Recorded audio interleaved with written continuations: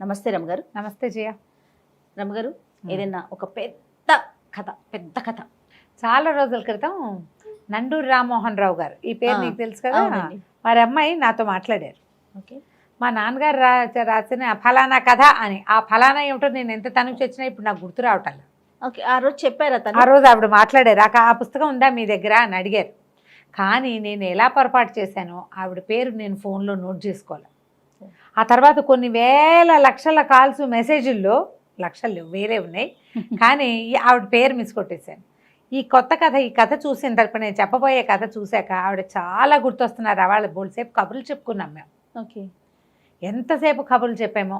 బహుశా ఈ వీడియో చూశాకైనా ఆవిడ మళ్ళీ నాకు ఫోన్ చేస్తే బాగుండు అనుకుంటా.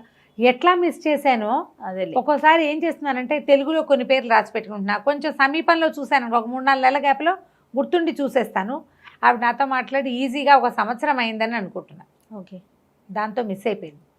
ఆవిడ అడిగింది ఇదేనో కాదో కూడా నాకు గుర్తులేదు. చిలుక చెప్పిన రహస్యం, నండూరి రామ్మోహన్ రావు గారు చాలా మంచి మంచి ఇంగ్లీషు పుస్తకాలు పిల్లలవి తెలుగులోకి చేశారు. టామ్ సాయరు, హక్కల్ బెర్రీఫిన్, టామ్ మామ ఇల్లు ఇలాంటివి. వాటితో పాటుగా ఆయన కొన్ని కథలు కూడా రాశారు. ఆ రాసిన కథల్లో ఇదొక కథ. ఓకే అండి. ఏమంటారు, చిలుక చెప్పిన రహస్యం. మరి భాష భలే బాగుంటుంది. అవునండి, చాలా సింపుల్గా ఉంటుంది. ఆ పాత కథే అవడానికి. ఇది 12లో వేశారు. ఓకే. 12లో పబ్లిష్ అయింది పుస్తకము. కొంచెం చిరుగుగా ఉన్న బుక్కే కనపడింది నాకు. సరే కథ బాగుంది, సరే వారి పేరు చెప్పేసేయచ్చు. పబ్లిషర్స్ పేజ్ కూడా లేదు. అది దాంట్లో ఒక తారీఖు వేసింది కాబట్టి అది 12లో వేసింది అని అనుకుంటున్నాను నేను. ఓకే. 12లో వేశారు అని. ముందు పేజీ కూడా పోయింది. కాస్త పాతగా ఉన్న పుస్తకం. ఎక్కడ సంపాదించారండి? ఏవో పాత పుస్తకాలు వస్తే కొంతమంది ఎవరో పంపిస్తూ ఉంటారు కదా, అట్లా వచ్చింది అనమాట ఒక బుక్. సరే బాగుంది కథ. ఇదేంటంటే ఉజ్జయిని నగరానికి సంబంధించిన కథ. ఒక 4-5 భాగాలు వస్తుంది కొంచెం నిదానంగా వెళ్తే. అలాగే. ఉజ్జయిని నగరానికి విక్రమసేనుడని ఓ రాజుగారు ఉండేవారు. ఈ విక్రమసేనుడికి వివాహం అయింది, సంతానం కలగల. రెండో పెళ్లి చేసుకున్నారు. రెండో భార్యకి సంతానం కలగలేదు. మూడో పెళ్లి, ఇప్పుడు ఇప్పటి రోజుల్లో లాగా 2 భార్యలకి పిల్లలు పుట్టలేదు ఏమిటి అని ముందు ఈయన్ని టెస్ట్ చేసే రోజులు కావు కదా అవి. మూడో పెళ్లి చేసుకున్నారు. కానీ కొంతకాలానికి మూడో భార్య గర్భవతి అయింది. ఓకే. పెద్ద భార్యలు జరిగి ఒళ్ళు మండిపోయింది. ఇది ఒకటి వచ్చింది కొత్తగా కంటానికి అనిపించింది పాప వాళ్ళకి. సరే కొద్ది రోజు కాలం అయింది. సరిగ్గా ఈవిడ చిన్నరాణి, ఆ మూడో రాణి గారు కనబోయే సమయానికి రాజుగారు ఎక్కడికో వెళ్ళాడు. ఆయన రాల. వీళ్ళు ఏం చేశారు, పెద్ద రాణులు ఇద్దరు ఆలోచిపడి ఏం చేశారు, పుట్టిన పిల్లవాడిని తీసేశారు. ఒక చచ్చిపోయిన కుక్క పిల్లని ఆవిడ పక్కలో పడుకోబెట్టారు. కుక్క పిల్లని పడుకోబెట్టి ఈ పిల్లాడిని ఏం చేశారు, ఒక తొట్టెలో పెట్టి ఒక బాక్స్ లాంటి దాంట్లో షిప్రా నదిలో వదిలిపెట్టారు. ఈ షిప్రా నది ఏమిటి, క్షిప్రా అంటారు, SHI అనమాట, మెలికష. షిప్రాలో వదిలేరు. వదిలితే ఏమైంది, ఆ వదిలింది మునగల తేలుకుంటూ పోయింది. రాజుగారు వచ్చాడు, చూసేసరికల్లా ఇదిగోండి మీకు మీ ముద్దల గారాబ బిడ్డని చచ్చిపోయిన కుక్క పిల్లని చూపిస్తాను నిర్ఘాంతపడి. కుక్క పిల్ల పుట్టడం ఏమిటి, అది కూడా చచ్చిపోయింది. చిన్నరాణి పొగిలి ఏడ్చింది. రాజుగారు చాలా దిగులు పడ్డాడు. కుక్కను అవతల పారేశారు. అయ్యో ఎద్దే నా కర్మ ఇలా జరిగింది అని చాలా బాధపడ్డారు. రాణులు ఇద్దరు కిచకిచా నవ్వుకున్నారు. వాళ్ళ దారిని వాళ్ళు నిశ్శబ్దంగా ఉన్నారు. ఈ షిప్రా నదిలో వేశారు కదా పిల్లవాడిని బుట్టలో పెట్టి, అది అలా తేలుకుంటూ ఎక్కడికో ఆ షిప్రా ఎటు వెళ్తే అటు వెళ్తుంది నదీ ప్రవాహం వెంబడి. అయితే ఈ ప్రవాహం వెంబడి రాజుగారికి సంబంధించిన పళ్ళ తోటలు అవి ఉన్నాయి. ఈ తోటల్లో పనిచేసే ఆయన సుజనమిత్రుడని ఒక ఆయన, ఆ తోట హెడ్ అధికారి. ఆయన షిప్రా నదిలో తెల్లవారుజామున కాలకృత్యాలు తీర్చుకోవడానికి వెళ్ళి చూస్తే అది తేలుతూ కనపడుతున్నాం. ఏమిట్రా ఇది అని చూస్తే పసిపిల్లాడి రోదన వినపడింది. ఈయన పరిగెత్తుకుంటూ నదిలోకి దూకి లాక్కొచ్చాడు దగ్గరికి. చూస్తే ముద్దలకు మూట కట్టే పిల్లవాడు ఉన్నాడు. అప్పుడే పుట్టిన పసికందు. ఆయన తెల్లబోయాడు. ఆ బుట్ట యువతలకి లాగా పిల్లాడిని ఎత్తుకొచ్చాడు. వాళ్ళకి చాలా కాలంగా పిల్లలు లేరు. ఈ చంటి బిడ్డను చూసేసరికల్లా కేరింతలు కొట్టేసింది భార్య ఆనందంతో. దేవుడే ఇచ్చాడు మనకి, నా పూజలు ఫలించి ఇచ్చాడని ఆవిడ కాదు, నా ప్రార్థనలు మన్నించి ఇచ్చాడని ఆయన. చివరికి మొత్తానికి దేవుడు ఒక పిల్లాడిని ఇచ్చాడు. ఈ ఇచ్చిన పిల్లవాడిని దేవదత్తుడు అని పేరు పెట్టి ఆ పురిటి కందుని పెంచుకోవటం మొదలుపెట్టారు. 2-3 సంవత్సరాలు భారంగా గడిచాయి రాజుగారికి. వీళ్ళు ఉత్సాహంగానే ఉన్నారు, పిల్లాడు దొరికాడు కదా. అక్కడ రాజుగారి ఇంట్లో భారంగా గడిచింది. మళ్ళీ 3వ రాణి గారు గర్భవతి అయింది. రాణుల కొళ్ళు మండింది, మళ్ళీ మొదలైపోయింది ఈవిడ. దీని సంగతి చూడాలనుకున్నారు. ఈసారి కూడా ఏం చేశారు, దాదుల్ని మాట్లాడుకుని పురిటికందు ఆడపిల్ల పుట్టింది. ఈసారి పిల్లని తీసేశారు, ఇంకో చచ్చిన కుక్క పిల్లని అక్కడ పెట్టారు. అప్పుడు కూడా ఆ రాజు బయటికి వెళ్ళాడా? బయటికి వెళ్ళాల తెలుసుకున్నాడు, కానీ ఆ వాళ్ళు వచ్చే లోపల వీళ్ళు దాదుల్ని మేనేజ్ చేసేసారు. వీళ్ళు పిల్లని మళ్ళీ బుట్టలో పెట్టారు, క్షిప్రా నదిలో వదిలిపెట్టారు. మునిగిపోతుంది ఎక్కడో చోట బుట్ట. మనమే ముంచిన పాపం వద్దనుకున్నారు. అదే ఇందులో కొంచెం ఆలోచన చేశారు వాళ్ళు. మరి నీళ్ళలో వీళ్ళే స్వయంగా ముంచారనుకో పాపం, అదే తేలుకుంటూ పోయి ఎప్పుడో వాడే ఎక్కడో చోట మునిగిపోతాడు. అందుకని పైగా ఈ ఊళ్ళోనే ఏదైనా చేశారనుకో, రాణిగారులు ఎక్కడికైనా వెళ్తే అందరికీ తెలిసిపోతుంది. ఈ ఊళ్ళో చేస్తే చంటి బిడ్డ బయటపడేసరికల్లా అనుమానం వస్తుంది. ఆ క్షిప్ర ఎక్కడెక్కడెక్కడెక్కడో వెళ్తుంది నది, ఆ వెళ్ళే దాంట్లో పడిపోతే ఎక్కడో ఏదో అవుతుంది, ఎవరో ఎవరికి తెలుసు. అందుకని మళ్ళీ చచ్చిన కుక్క పిల్లని పెట్టారు, పిల్లని వదిలిపెట్టేశారు. రాజుగారి కుక్క పిల్లని చూసి లబోదిబోమన్నాడు, చాలా దుఃఖపడ్డాడు. ఇదేమిటి నా కర్మ ఇలా కాలిందన్నాడు. నీ మొహం చూడకూడదు, నీ వల్ల నాకు చెడ్డ పేరు వచ్చిందని రాణిని, 3వ రాణిని దుఃఖం ఏడ్చి మొత్తుకుంటున్న ఆవిడ్ని తీసుకుపోయి కారాగారంలో ఒక పాతాళ గృహంలో పడేసేసారు. ఇంకా ఆవిడ మొహం చూడలా. 2 పిల్లలు పుట్టినా ఆవిడ ఆ పనే అదే అయిపోయింది. ఈ క్షిప్రా నదిలో తేలుకుంటూ పోయింది, మళ్ళీ సుజనమిత్రుడికే కనపడింది. వాళ్ళు ఆశ్చర్యపోయారు. 4 ఏళ్లకోసారి దేవుడు పిల్లని ఇస్తున్నాడు అని అనుకుని చూస్తే ఆడపిల్ల కనపడింది. చంద్రుడి కాంతితో పోలే కాంతి కలిగిన పిల్ల, అందుకని దానికి చంద్రావతి అని పేరు పెట్టుకున్నారు. ఆ దేవదత్తుడిని ఈ చంద్రావతిని పెంచుకోవటం మొదలుపెట్టారు. పిల్లాడు బ్రైట్గా ఉండేవాడు, పిల్ల అందగత్తె. పిల్లాడు చాలా యాక్టివ్గా ఉండేవాడు. ఈయన ఏం చేశాడు, చిన్న అధికారి, వాళ్ళకి పెద్ద పెద్ద సంపాదనలు ఏమి ఉండవు, మామూలు వాళ్ళు అంతే, కష్టపడి పని చేసుకోవాలి. మరి ఈయన ఏం చేశాడు, చుట్టుపక్కల వాళ్ళలో ఈ సైనిక విద్యలు అస్త్ర విద్యలు వచ్చిన ఒక భటుడిని మాట్లాడుకుని పిల్లాడికి కాస్త అన్నీ నేర్పించాడు. కాస్త కత్తి సాము అవి నేర్పించాడు. కాస్త కత్తి తిప్పడం వచ్చు, వాడికి డాల్ అడ్డం పెట్టుకోవడం వచ్చు, కొంత వీర విద్యలు నేర్పాడు. అక్కడి నుంచి పిల్లకేమో ఈ దేవాలయాల దగ్గర దేవదాసీలు వాళ్ళు ఉంటారు కదా, వాళ్ళకి పళ్ళు కాయలు కూరలు సప్లై చేసి పిల్లకి కాస్త చక్కగా సంగీతము వీణ అన్నీ నేర్పించుకున్నారు. అంతే విద్యలు ఏదో చదివిచ్చారు పిల్లల్ని. కాస్త 19-20 సంవత్సరాలు వచ్చేసరికి వీళ్ళు రోజు అనుకునేవాళ్ళు, ఈ పిల్లలు మన పిల్లలు కాదు అని చెప్పాలని ఉండేది వాళ్ళకి. చెప్తే ఏమవుతుందోనని భయం, పిల్లలు తట్టుకోలేరని. ఈ అమ్మా నాన్నని తప్పిస్తే ఇంకో ప్రపంచం ఎరగరు వాళ్ళు. ఏదో చదువుకోవడానికి వాటికి వెళ్తారు అంతే. చుట్టాలు పక్కాలు ఏదో కొద్దిమంది ఉన్నారు, పెద్ద ప్రపంచం లేదు వాళ్ళకి. పిల్లలు బెంగపెట్టుకుంటారని అట్ట చూస్తూనే చెప్దాం ఈ పుట్టినరోజుకు చెప్దామని అన్ని పుట్టినరోజులు గడిపి పిల్లాడికి 20 ఏళ్ళు వచ్చేదాకా చెప్పల. ఈ 20 ఏళ్ళ అబ్బాయికి ఆ పిల్లకు 16 ఏళ్ళు వచ్చినాయి. మరి ఒకరోజు సడన్గా సుజన్మిత్రుడు మరణించాడు. కాలక్రమాన వాళ్ళు వృద్ధులు పెద్దవాళ్ళు కదా, చాలా కాలం పిల్లలు లేక వీళ్ళు దొరికారు వాళ్ళకి. ఆ సుజన్మిత్రుడు పోయిన 3-4 నెలల తేడాతోటి తల్లి కూడా పోయింది. సుజన్మిత్రుడు లేకపోవడంతో వీళ్ళకి అప్పటిదాకా దాచుకున్న డబ్బు 4-5 నెలలు తినడానికి సరిపోయింది. ఉద్యోగం లేదు, అతను పోయాడంటే ఇక జీతం రాదు. ఏదో క్షిప్రా నది ఒడ్డున చిన్న గూడుతోటి ఉండేవాళ్ళు, తోటమాలి వాళ్ళు. అక్కడి నుంచి ఆ తల్లి కూడా చనిపోయింది. ఆవిడకి దిగులుగా ఉండేది, అయ్యో పిల్లలకి రహస్యం తండ్రి ఉంటే చెప్పేవాడు, నేను ఎట్లా చెప్తాను అని. భర్త పోయిన దిగులు, రహస్యం దాచామన్న దిగులు, 2 దిగుళ్ళతోటి ఆవిడ పోయింది. వీళ్ళిద్దరూ మిగిలిపోయారు.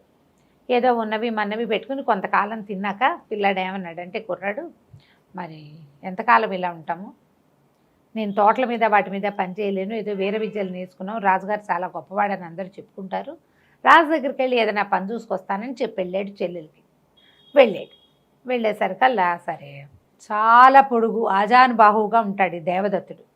వాడు రాచపుట కదా, కాస్త ప్రత్యేకంగా కనపడతాడు. సాధారణమైన బట్టలు, కానీ వాడి ప్రత్యేకమైన స్ఫురద్రూపి వాడు. వెళ్తే సరే రాజుగారి దగ్గర లోపల సభాసదులు అందరూ ఉండగానే, రాజు సభలో ఉంటాడు రోజు, లోపలికి వెళ్ళి రాజుగారికి నమస్కారం చేస్తే రాజుకి ఆశ్చర్యం వేస్తే, పిల్లని చూస్తే ఏదో బాగుందనిపించింది. అయితే ఏం చెప్పాడంటే, నేను తోటల అధికారి సుజనమిత్రుడి కుమారుణ్ణి, మా నాన్నగారు చనిపోయారు మీకు తెలుసు కదా, ఏదైనా ఒక ఉద్యోగం మీ దగ్గర మిమ్మల్ని అడిగి చేసుకుందామని వచ్చాను అన్నాడు. అనేసరికల్లా ఈ రాజుకు ఒక మంత్రి ఉన్నాడు, రణవర్మ ఆయన పేరు.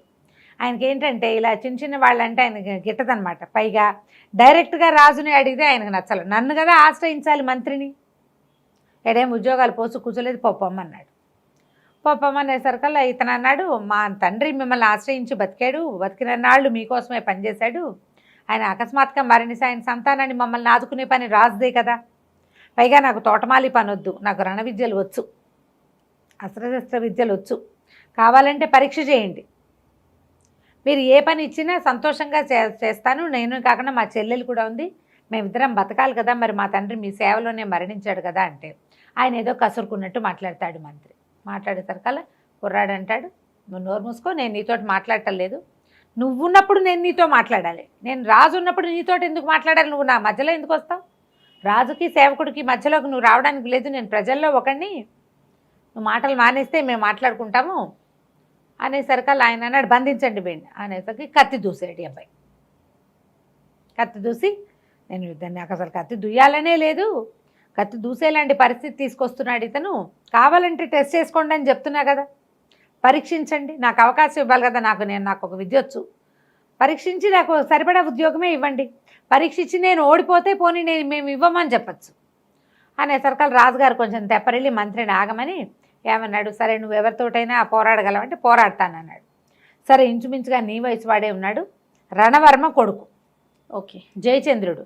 ఆ దూరంగా అక్కడ నిలబడ్డాడు, కిటికీ దగ్గర ఉన్నాడు చూడు, ఆ అబ్బాయితోటి పోరాడు. మీ ఇద్దరు యుద్ధం చేసి నువ్వు కనుక గెలిస్తే అప్పుడు నీ ఉద్యోగం సంగతి చూస్తానన్నాడు. ఈ సభని ఆనుకునే ఒక పెద్ద ప్రాంగణం లాంటిది ఉంది, క్రీడా ప్రాంగణం. ఇక్కడ ఏదైనా చిన్న యుద్ధాలు అవి సంభవించినప్పుడు, అది ఇట్లా పోటీలు వచ్చినప్పుడు ఈ సభలో ఉన్న జనమంతా అందులోకి షిఫ్ట్ అవుతారు. సరే ఆ కుర్రాడు వచ్చాడు. ఆ కుర్రాడు ఇతని కంటే ఓ 2 ఏళ్ళు 3 ఏళ్ళు పెద్దవాడు, వీడు కొంచెం చిన్నవాడు కదా, 20 ఏళ్ళ వాడు, ఓ 2 ఏళ్ళు పెద్దవాడు జయచంద్రుడు. వీడు సన్నగా పొడుగ్గా చువ్వలాగా ఉన్నవాడు అబ్బాయి. అతను కొంచెం పాలు వెన్న మీగడలతోటి పెరిగాడు. వీళ్ళేమో మామూలు కాయ కష్టం చేసుకునే ఇంట్లో వాళ్ళు కదా, కొంచెం నాజుగ్గా కనపడుతున్నాడు కానీ బలంగా ఉన్నాడు, కొంచెం స్టైలిష్గా ఉంటాడు, పైగా బట్టలు అవి మంచివి. వీడికి ఏముంది, కొంచెం అక్కడక్కడ చిరుగులు పడిన సామాన్యమైన కావిరంగు బట్టలు ఈ అబ్బాయివి. రాజుగారి ఇళ్లలో ఉండే బట్టలు వీళ్ళవి వేరుగా ఉంటాయి కదా. సరే ఇద్దరు క్రీడా ప్రాంగణంలోకి వెళ్ళారు, బ్రహ్మాండంగా యుద్ధం చేశారు, కత్తి యుద్ధం. ఈ జయచంద్రుడు దేవదత్తుడు దెబ్బ ఎట్లా ఉంటుందంటే కత్తి డాలు విరిగిపోయేంత బలమైన దెబ్బలు. మొరటివాడు, కాయ కష్టంతో పెరిగినవాడు. అతనికి ప్రాక్టీస్ తోటి లాఘవంగా, అంటే పెద్ద గురువుల దగ్గర నేర్చుకోవటం వల్ల తప్పించుకోవటం వచ్చు, మెలకువలు బాగా తెలుస్తాయి.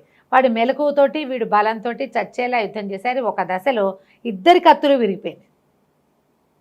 కత్తులు విరిగిపోయేసరికల్లా అందరూ నిర్ఘాంతపోయారు. ఈ కుర్రాళ్ళిద్దరూ ఒకళ్ళనొకళ్ళు కావలించుకున్నారు. నువ్వు ఎంత బాగా ఫైట్ చేసావంటే నువ్వెంత బాగా ఫైట్ చేసావు, ఒకళ్ళనొకళ్ళు మెచ్చుకుంటారనమాట.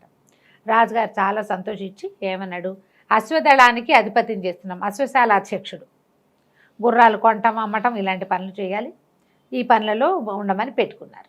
అక్కడి నుంచి వీళ్ళిద్దరూ చాలా స్నేహితులయ్యారు. మీ నాన్న ఏమిటి అట్లా ఎందుకు బిహేవ్ చేస్తాడని ఎడమెంట్గా చేస్తాడు ఆ రణవర్మ మంత్రి.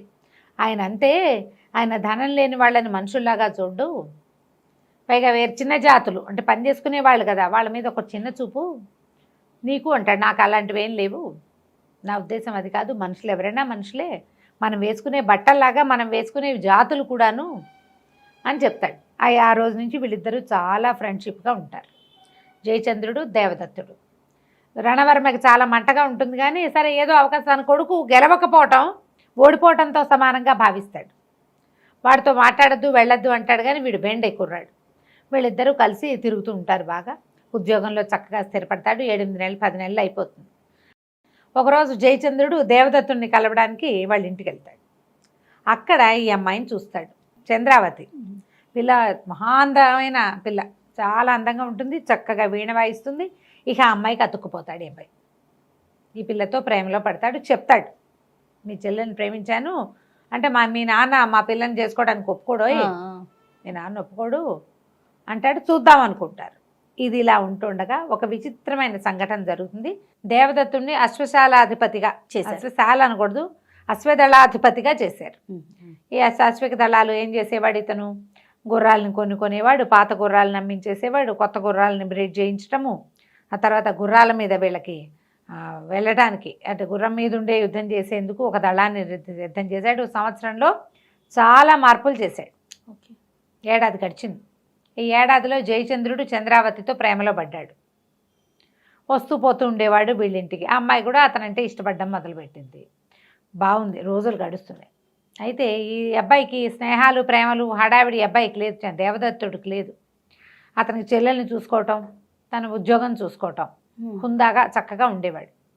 చుట్టుపక్కల అందరు ఆడపిల్లలు వాడికేసి చూసిన అబ్బాయి చూసేవాడు కాదు ఎవరికేసి, అసలు ఆ ధ్యాస లేనివాడు అనమాట. ఒకనాడు మహాకాళ దేవాలయానికి వెళ్ళాడు. మహాకాళ దేవాలయం ఉజ్జయిని మహానగరం గురించి చెప్తున్నాం. ఉజ్జయినిలో మహాకాళుడే గొప్ప అద్భుతమైన దేవాలయం కదా. దేవాలయానికి వెళ్ళాడు. స్వామి దర్శనం చేసిన తర్వాత చీకటి పడతాం. చీకటి పడే వేళకి ఏంటంటే అక్కడ ప్రమథగణాలు నాట్యం చేస్తాయని, మహాకాళుడు స్వయంగా నృత్యం చేస్తాడని, తాండవం చేస్తాడని చెప్పుకుంటారు. సాయంత్రం అయ్యేసరికల్లా చండహారతి అని ఒక హారతి ఇస్తారు. బాగా ఇవి మోగిస్తూ ఢక్కాలు మోగిస్తూ హారతి అది ఇస్తారు. ఈ హారతి వేళ అయిపోయింది. అదంతా చూశాడు.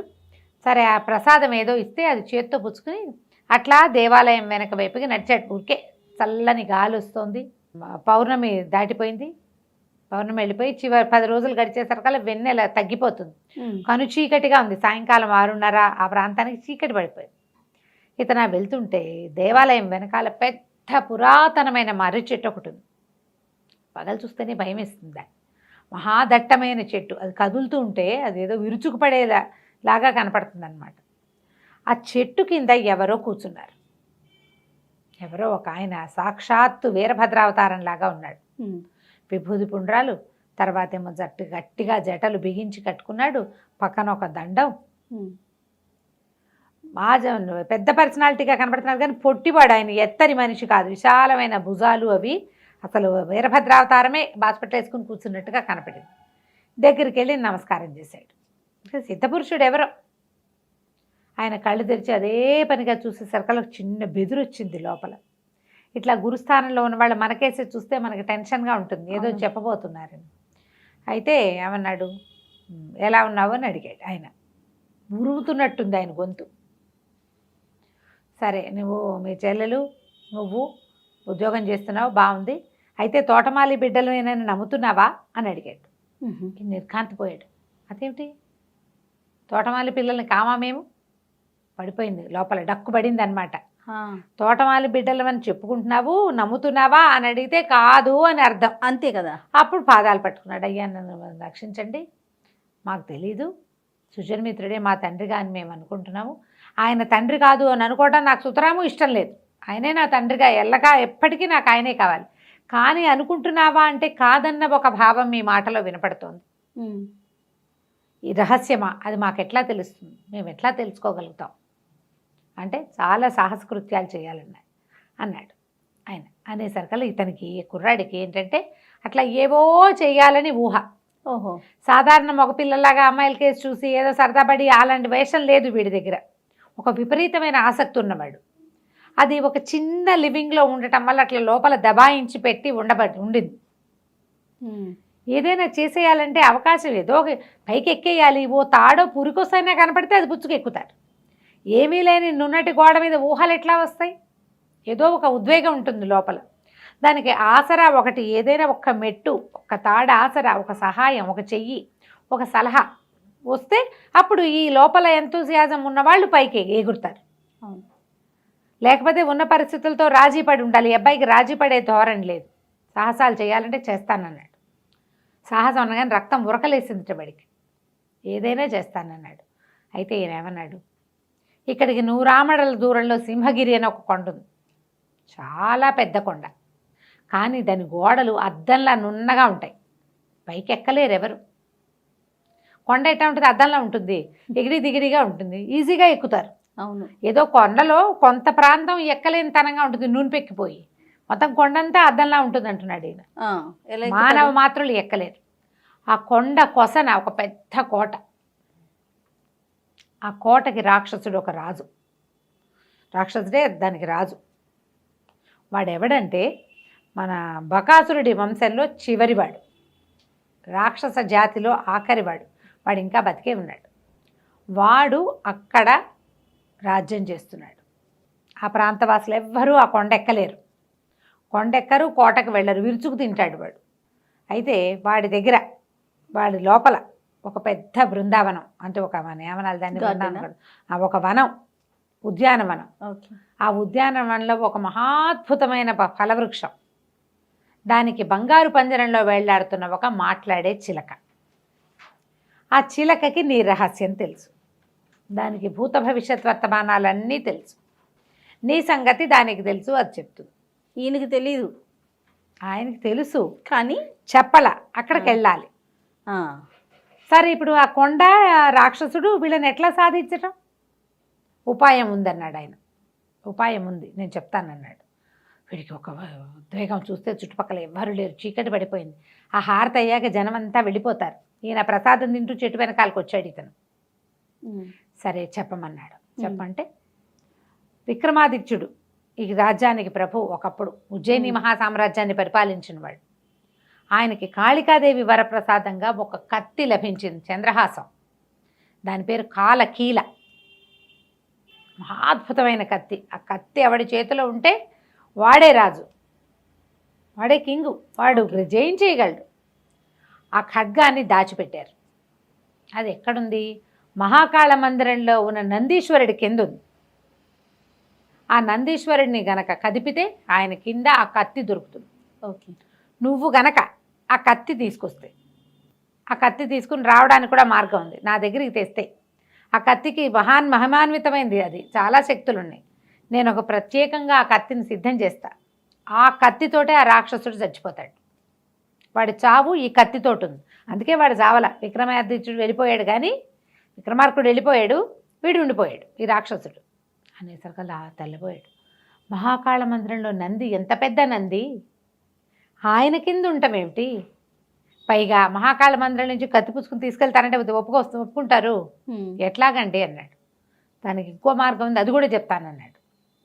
రాత్రి నువ్వు మహాకాళ మందిరంలోకి వెళ్ళిపో. మహాకాళుడు చాలా పెద్ద లింగం, ఆయన వెనకాల దాక్కుంటే అందరు వెళ్ళిపోయి తాళాలు వేసేస్తారు. నువ్వు బయటకు వచ్చి నందీశ్వరుని కదుపు. ఈ నందీశ్వరుడు కదలడు, చాలా పెద్దవాడు నందీశ్వరుడు. అందుకని ఒక ప్రత్యేక భస్మం, ఇదిగో అని ఒక భస్మం ఇచ్చాడు పొట్లం. ఇదేంటంటే మా గురువుగారు కైలాసం నుంచి తెచ్చారు. శివపార్వతులు ఇద్దరు, పరమేశ్వరుడు పార్వతీదేవిని ఆలింగనం చేసుకున్నాడు ఒక దీంట్లో తాండవ సమయంలో. అప్పుడు వారి ఒంటి నుంచి రాలిపడిన బూడిద ఇది, భస్మం రాలిపడింది. మా గురువుగారు సేకరించి తెచ్చిచ్చారు. ఇది మహాద్భుతమైంది, మహామహిమాన్వితమైంది. దాని పవర్ అదే. శివపార్వతులు ఇద్దరు కౌగులించుకున్నప్పుడు రాలిపడిన బూడిద భస్మం అంటే అమ్మో, ఇంకా కైలాసం నుంచి గురువుగారు తెచ్చారు. ఇదిగో పొట్లం పెట్టుకో, ఈ భస్మాన్ని నందీశ్వరుడి మీద జల్లు. నంది తేలికైపోతాడు, తీయొచ్చు, బలంగా తోస్తే జరపచ్చు. కింద కత్తి కనపడుతుంది నీకు, బాగుంది. కత్తిని స్వాధీనపరచుకో. ఆ తర్వాత ఆ గోతులోంచి పక్కకే ఒక లోపలికి మెట్లు ఉంటాయి, అది అలా దిగిరా. మెట్లు దిగ్గా నువ్వు మళ్ళీ మెట్లు ఎక్కుతావు. ఎక్కిరా. ఎక్కితే బాగా ముందుకు వచ్చాక ఒక నీకు ఇనప గడియ కనపడుతుంది, ఇనప తలుపు. ఆ గడి అది నీ వైపే ఉంటుంది. ఆ గడి ఉన్న ద్వారం ఎక్కడికి వెళ్తుంది అంటే శ్మశానానికి దగ్గరలో ఉన్నటువంటి పాడుపడిన కాళికాలయంలోకి తెరుచుకుంటుంది ఆ సొరంగం. పూర్వం కాళికాలయంలో నుంచి మహాకాళ మందిరానికి విక్రమార్కుడు ఇలాగే తిరిగేవాడు. ఆయనే ఏర్పాటు చేశాడు ఆ సొరంగాన్ని. అందుకని ఆ భూగృహానికి దగ్గరలోనే కత్తిని దాచిపెట్టారు. ఆయన వెళ్ళిపోయాక నువ్వు వచ్చేయి మహాకాళ మందిరం నుంచి ఇక్కడికి మా భద్రకాళి దేవాలయానికి వచ్చేసి ఆ కత్తి నాకు తెచ్చిచ్చేసి ఇస్తే నేనేం చేస్తా, దానికి బోళ్ళంతా అక్కడ హోమం చేస్తూ ఉంటాను. నేను ధ్యానంలో ఉంటాను. నేను లేవకపోయినా సరే నువ్వు నా కళ్ళు తెరిచేదాకా అక్కడ నుంచో, నీకు కత్తికి పవర్ఫుల్గా చేసిస్తా. అది పుచ్చుకెళ్ళి నువ్వు ఆ రాక్షసుని సాధించి చిలక చెప్తుందిగా రహస్యం, అది విందువుగా. బాగుంది. గుండెలు గుబగుబలాడిపోతున్నాయి, వీడికి దడదడలాడిపోతుంది, భయం వేసేస్తోంది, ఇంట్రెస్టింగ్గా ఉంది. సరే అక్కడి నుంచి వెళ్ళొస్తానని సిద్ధుడు లేచాడు. ఏనుగు ఒక గున్నలాగా ఉన్నాడు ఆయన. వెళ్తూ ఉంటే కూడా భయం వేసింది ఆయన నడక చూస్తే. ఎవరు? సిద్ధుడు. దాంతో ఆయన కేసే చూస్తూ నుంచున్నాడు. పొట్లం మాత్రం ఇచ్చారు, జేబు పెట్టుకున్నాడు. సరే ఆయన వెళ్ళిపోయాడు. మనం భద్రకాళి మందిరంలో కలుసుకుందాము అని. ఇక కాళ్ళు ఉణికిపోతూ ఈ అబ్బాయి ఇంటి దారి పెట్టాడు. అన్నం తినబుద్ధి కాల, నిద్ర పట్టల, కళ్ళు మూసు పడుకుంటే ఏమిటో అయిపోతోంది లోపల, దడదడలాడిపోతోంది. ఎవరికీ చెప్పకూడదు, ఎవరికి చెప్పొద్దన్నాడు ఆయన. ఎవరికైనా ఎట్లా చెప్తాడు ఇంత రహస్యం? పైగా మేము తోటమాలి పిల్లలం కాదండి, మేమేదో వేషం ఇస్తున్నాం అనుకుంటారు. అవును. పైగా ఇదేదో విపరీత క్రియ. మహాకాళి మందిరం నుంచి కత్తి దొంగతనం చేస్తూ రావటం అంటే అదేమిటి చిన్న పనే. అందుకని చెప్పదలుచుకోలే, ఊరుకున్నాడు. ఆలోచించాడు. సరే బాగానే ఉందనుకుని మర్నాడు అంతా అన్యమనస్కంగానే ఉన్నాడు. చెల్లెలు అడిగి ఏమిటన్నాయా అట్లా ఉన్నావు అని అడిగింది, చెప్పల. జయచంద్రుడు కనపడ్డాడు, అతను అడిగాడు, చెప్పల. అన్యమనస్కంగానే ఆలోచిస్తూనే అశ్వశాలకి అశ్వదళాన్ని పరీక్షించడానికి వెళ్ళాడు. సాయంకాలం మళ్ళీ మహాకాళ మందిరానికి వెళ్ళిపోయాడు. చేసేయాలి అది. మహాకాళ మందిరానికి వెళ్ళిపోయాడు. వెళ్ళాక ఏం చేశాడు, చీకటి పడుతుండగా దేవాలయంలోకి వెళ్ళి ప్రదక్షిణ చేయటానికి వెళ్ళి శివలింగం వెనకాల దాక్కున్నాడు. చీకటి పడిపోయింది.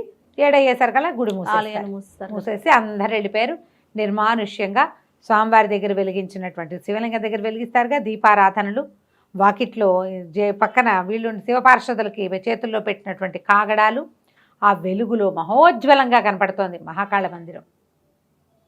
పైగా మామూలుగా ఉంటే శివలింగం చూస్తే మామూలుగా ఉంటుంది, జనం ఎవరు లేకపోతే ఎట్లా ఉంటుంది? అవును, భయంగా. తను చేయబోతున్నది తప్పో ఒప్పో తెలియదు. ఏదో బృహత్తర కార్యక్రమం అక్కడెక్కడికో పోవటం వేరు. ముందు ఇక్కడి నుంచి కత్తి తీయద్దు. అక్కడి నుంచి ఏం చేశాడు, శివుడికో నమస్కారం చేసి ఈ నందీశ్వరుణ్ణి తోయబోయాడు. తోసాడు. శక్తి అంతా ఖర్చు పెట్టాక కొంచెం కదిలింది. ఓహో కదులుతోందని తన కత్తి దాని పెడిని దాని సందుకు తోసాడు. చెమటలు పోసేసినాయి. గాలి లేదు మందిరంలో. కాగడాలు బట్టి వెచ్చదనం, ఊపిరాడకుండా ఉంది లోపల. మొత్తానికి ఎట్లా గోట్లా తోసాడు బయటికి. తోసేసరికల్ అడుగుని ఇట్లా చతురస్రాకారంలో ఒక గొయ్యిలాగా కనపడుతోంది. అందులోకి దిగితే కత్తి కనిపించింది. తలుక్కుమంది ఒక్కసారి. అది వెలుతురు తగిలేసరికి కళ్ళకద్దుకున్నాడు. లేపితే బరువు మామూలు కత్తుల్లాగా లేదు, మంచి బరువు. మన ముందు తరాల్లో ఉన్న వాళ్ళు భారీ కాయలు అయి ఉంటారని చెప్పుకుంటాం. విక్రమాదిత్యుడు ఎంత మనిషో ఆయన కత్తి ఎంత కత్తో. అది కాళికాదేవి వరప్రసాదం. ఆ కత్తిని తీసి గట్టెక్కాడు పైకి. నందీశ్వరుడు పక్కన నిలబడి కత్తిని బాగా అటు ఇటు కదిపి మెల్లిగా అలవాటైంది. ఆ కత్తిని హ్యాండిల్ చేయగలగాలి కదా, హ్యాండిల్ చేశాడు. సరే కుదిరింది. కళ్ళకద్దుకున్నాడు. అదేమి ఇంతకాలమైంది, ఆయన ఎప్పుడో పరమపదించాడు. తుప్పు గిప్పు పట్టల, బ్రహ్మాండమైన వర, నవరత్నాలు పొదుగున్నాయి దాని మీద. ఆ కత్తి కూడా ఎలా ఉందంటే అది లోహపు ముక్కతో చేసినట్టుగా ఉంది, పంచలోహాల్లాగా కనపడుతుంది. ఉల్కాశకలం అయి ఉంటుందంటారు ఆయనకి ఇచ్చింది. దాని రంగు దాని ఆ తూకము వేరేగా ఉందన్నమాట. సరే కత్తి పెట్టుకున్నాడు. మహాకాళుడికి ఇంకో నమస్కారం చేసి ఆ గోతిలోకి దిగి కింద నుంచి నందీశ్వరుడిని లాగేశాడు. నందీశ్వరుడు యథాప్రకారం కూర్చున్నాక చూస్తే కాలికి కిందగా ఒక పక్కగా ఇతను దిగిన గోతికి ఒక పక్క మెట్లు కనపడ్డాయి. మెట్లు దిగడం మొదలుపెట్టాడు. ఇక దిగాడు. దిగుతూనే ఉన్నాడు. తడొచ్చేసింది. ఏం చేస్తున్నాను నేను అనిపించింది. పొరపాటు చేశానేమో అనిపించింది. కాళ్ళు ఉడికిపోతున్నాయి, ఊపిరి అందటల్లా. ఓ చోట కూర్చున్నాడు. కూర్చోగానే చటుక్కమని స్ట్రైక్ అయింది ఒక విషయం. దేవదత్తుడు కాలకీలని చేజిక్కించుకున్నాడు. నందీశ్వరుని జరిపాడు, కాలకీలని తీసుకున్నాడు, దిగాడు. మెట్లు నడుస్తూ ఉంటే ఎప్పటికీ తరగని మెట్లలో అతనికి భయం వేసింది. సడన్గా ఒక విషయం స్ట్రైక్ అయింది. ఏం స్ట్రైక్ అయిందంటే, మొదట సిద్ధుడు ఏం చెప్పాడు ముందు భాగంలో విన్నాం మనం. అవును, అతను ఒక భస్మం ఇచ్చి శివపార్వతులు ఇద్దరు ఆలింగనం చేసుకున్నప్పుడు రాలిపడిన భస్మం మా గురువుగారు తెచ్చారు, ఆ భస్మం చల్లితేనే నందీశ్వరుడు కదులుతాడు అని చెప్పాడు. అవును, కానీ ఇక్కడ భస్మం చల్లలా, ఇతను మర్చిపోయాడు ఆదుర్దాలు. ఇది ప్రాణాంతకమైన పని, భగవత్ సంబంధమైన వ్యవహారం. అవును, శివాలయంలో దాక్కోవటం రాజద్రోహం, దైవద్రోహం కూడాను. తప్పు కదా ఇదంతా, దొంగతనంగా గుళ్ళో ఉండటం. ఆ హైరాణలో ఇతను ఆ భస్మం చల్లటం మర్చిపోయాడు. ఆ భస్మపు పొట్లం దట్టిలో భద్రంగా ఉంది. చూస్తే లింగం కదిలింది. ఎలా కదిలింది? నంది కదిలింది. నంది ఎలా కదిలేడు అంటే ఎవడు కదిపినా కదులుతుందన్నమాట. అర్థమైపోయింది.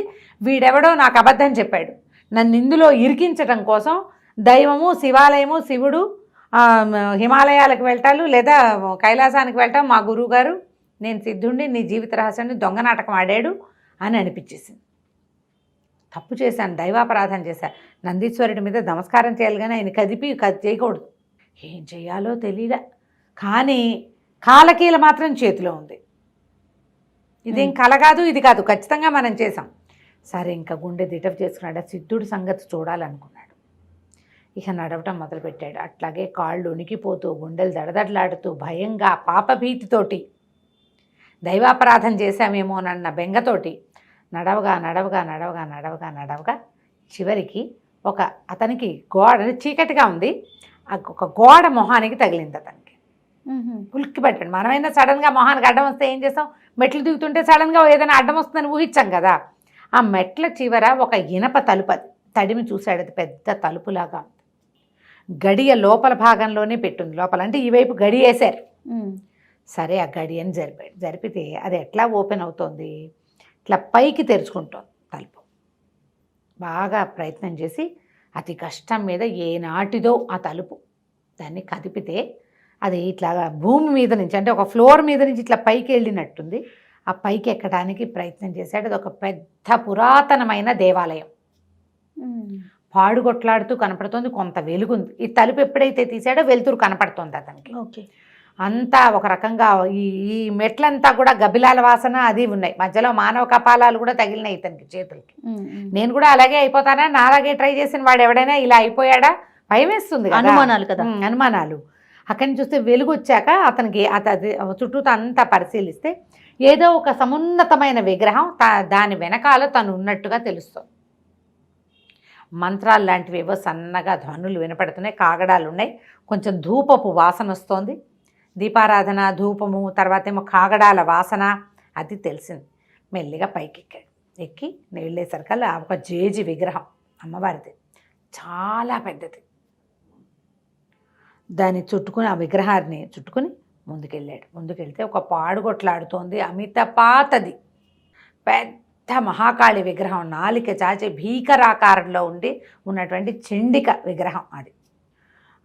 చుట్టూతా ఉన్న వాతావరణం అంతా కూడా పాతగా, అశుభ్రంగా, రోజువారీ పూజా విధానాలు జరుగుతున్నట్టుగా లేదు. కానీ ఆ చండికా విగ్రహానికి ముందు చక్కగా ముగ్గు గీకు వేసి ఒక హోమకొండాల లాంటిది పెట్టుంది. మన సిద్ధుడు పొట్టిగా గున్న ఏనుగులాగా ఉన్నాయని కూర్చుని జపం చేసుకుంటున్నాడు, ఏదో చేస్తున్నాడు. అతని నోట్లోంచే సన్నటి మంత్రాలు వినపడుతున్నాయి. వినపడేసరికల్లా అతను దగ్గరికి వెళ్ళాడు. వెళ్ళి సిద్ధుడిని పలకరించాడు. పలకరించి ఇది తెచ్చావా కాలకీలా, ఏది అన్నాడు. ఆనంగానే, నాయన వచ్చావా, క్షేమంగా రాగలిగేవా, భయమే లేదు కదా, నందీశ్వరుని మళ్ళీ జరిపావా, లాంటి ఏ వాక్యాలు లేవు అక్కడ. వాడు కాలకీల కోసమే చూస్తున్నాడు. తను తేలేడు, తనే తెచ్చుకోవచ్చు. ఇప్పుడు ఆ నందీశ్వరుని జరిపి వీడే ఎందుకు తెచ్చుకోలేదు? అప్పుడు స్ట్రైక్ అయింది అబ్బాయికి. వీడు కానీ ఆ కత్తి నాతో తెప్పించి దాంతోటే నన్ను ఏమైనా చంపేసే ప్లాన్ వేసాడా, బలివ్వబోతున్నాడేమో అనిపించింది. ఎందుకంటే ఈ కనపడుతున్న విగ్రహము ఆవిడ ఇట్లా ఉన్నది కాదు, ఇలా ఉంది భయంకరంగా, రక్తం కోరుతున్నట్టుగా కనపడుతోంది అమ్మవారు. తల్లి స్వరూపం ఇలాంటి స్వరూపం ఎందుకు ఉంటుందో, ఆ స్వరూపానికి ఇలాంటి వాళ్ళకి ఎట్లా ఇదవుతుందా అని అనిపించింది. అడిగేసరికి కత్తి సంగతి సరే, ఇవ్వు కత్తి ఇచ్చేసేయి నాకు అనేసరికి నేను చచ్చినా ఇవ్వను అన్నాడు. పిడుగులాగా వినిపించింది అనమాట శబ్దం. నేను ఇవ్వను నీకు కత్తి అంటే నిర్ఘాంతపోయాడు సిద్ధుడు. అక్కడి నుంచి దండం పుచ్చుకొని కలబడ్డాడు వీడి మీద, దేవదత్తుడి మీద. ఇద్దరు హోరాహోరీ యుద్ధం చేశారు. కత్తి ఇచ్చేసేయమంటాడు. వీడి చేతిలో ఇంత బారాడు కత్తి ఉంటే, ఈ మంత్రదండ చిన్న దండాలు ఉంటాయి, దండం ఏ మూలకి, వీడు దండాన్ని కొట్టేశాడు. ఓకే. ఆయన అట్లాగే అది ఎట్లా ఉన్నాడంటే, కుర్రాడు వీడేమో 22 ఏళ్ళ వాడు, కొంచెం యుద్ధ విద్యలు వచ్చినవాడే, కొంచెం కాదు బాగా వచ్చినప్పటికీ ఆ సిద్ధుడు 200-300 సంవత్సరాల వయసు ఉన్నవాడు, పైగా ఎంతో కాలం మంత్రసిద్ధి ఉన్నవాడు. వాడి బలమే వేరు. బాగా బాహుబాహ యుద్ధమైంది. కత్తి మాత్రం వదిలిపెట్టలే దేవదత్తుడు. చివరికి ఏం చేశాడు, ఒక కత్తితోటి వీడు పొట్టలు పొడిచేశాడు సిద్ధుడిని. మెడన్నరకల పొట్టలు పొడిచేసరికల్లా సిద్ధుడు ఆహని తన రక్తం తను చూసేసరికల్లా ఏడుస్తూ పడిపోయాడు. నా రక్తం కళ్ళ చూపించావు, ఇంకా నా సిద్ధులు పనిచేయవు అంటే అని పడిపోయేసరికల్లా వీడు అడిగాడు దేవదత్తుడు, అబ్బాయి నువ్వు ఎందుకు చేసావు ఇది, నన్ను బలి ఇవ్వాలనుకున్నావా అంటే, నన్ను క్షమించు, నిన్ను బలి ఇవ్వాలనే అనుకున్నా, రాజకుమారుడు కావాలి నాకు, నేను బలి ఇవ్వాలని అనుకున్నాను, అందుకనే తీసుకొచ్చాను. కానీ మరి నా జీవిత రహస్యం చెప్తానన్నావు కదా, అంటే నేను చెప్తానని చెప్పలేదు కదా, నాకు తెలుసు, కానీ నేను చెప్పను, నీకు చెప్పలేను ఇప్పుడు. ఆ రహస్యం చెప్పగలిగే మంత్రసిద్ధి అంతా పోయింది. ఆ చిలక దగ్గర ఉంది ఆ రహస్యం. సింహకేతువు దగ్గర, సింహగిరిలో ఉన్న మాట్లాడే చిలక ఆ రహస్యాన్ని చెప్పగలుగుతుంది. ఆ చిలక ఒకప్పుడు నా దగ్గరే ఉండేది. సింహకేతువు నన్ను బెదిరించి ఆ చిలకని లాగేసుకున్నాడు. వాడు విచిత్ర వస్తు సంగ్రహం చేస్తాడు. వాడు అపూర్వ వస్తు సంగ్రహం చేసే గుణం ఉంది వాడికి. వాడు నా దగ్గర నుంచి లాగేసుకున్నాడు. నిన్ను వశం చేసుకుని నీ ద్వారా చిలకని తెప్పించుకుందాం అని ఒకటి. నిన్ను వశం చేసుకోవాలంటే నువ్వు తెచ్చిన కత్తితోటే నిన్ను నేను లైన్లో పెట్టుకోగలుగుతాను. ఓకే, నీకు ఆ చిలక మాట ఎందుకు చెప్పానంటే ఇందుకే చెప్పాను, నువ్వు చిలకని సాధించు, నీ రహస్యం తెలుస్తుందని సిద్ధుడు ప్రాణాలు వదిలేశాడు. ఈ కత్తి ఎప్పుడైతే ఈ సిద్ధుడి పొట్టలోకి వెళ్ళిందో ఆ కత్తి ఒక భగ మండిపోతున్నట్టుగా అయిపోయింది. దాంట్లో నుంచి మంటలు వస్తున్నట్టున్నాయి, నీలపు రంగు కాంతులు. నెత్తురు తగిలేసరికి దాంట్లో ఉన్న పవర్ లేచేస్తుందన్నమాట. అది పట్టుకుంటే ఆ వేడి తన చేతికి తెలుస్తుంది. ఆ కత్తిలోంచి మండుతోంది, అది కాలుతున్నట్టుగా కనపడుతోంది. ఏం చేశాడు, అక్కడ చుట్టుపక్కల చూసి అక్కడక్కడ మట్టిగా ఉంది, దాన్ని పొరలాడించి చల్లార్చాడు. ఇనప వస్తువుని చల్లార్చాలంటే మట్టిలో పెట్టాలి.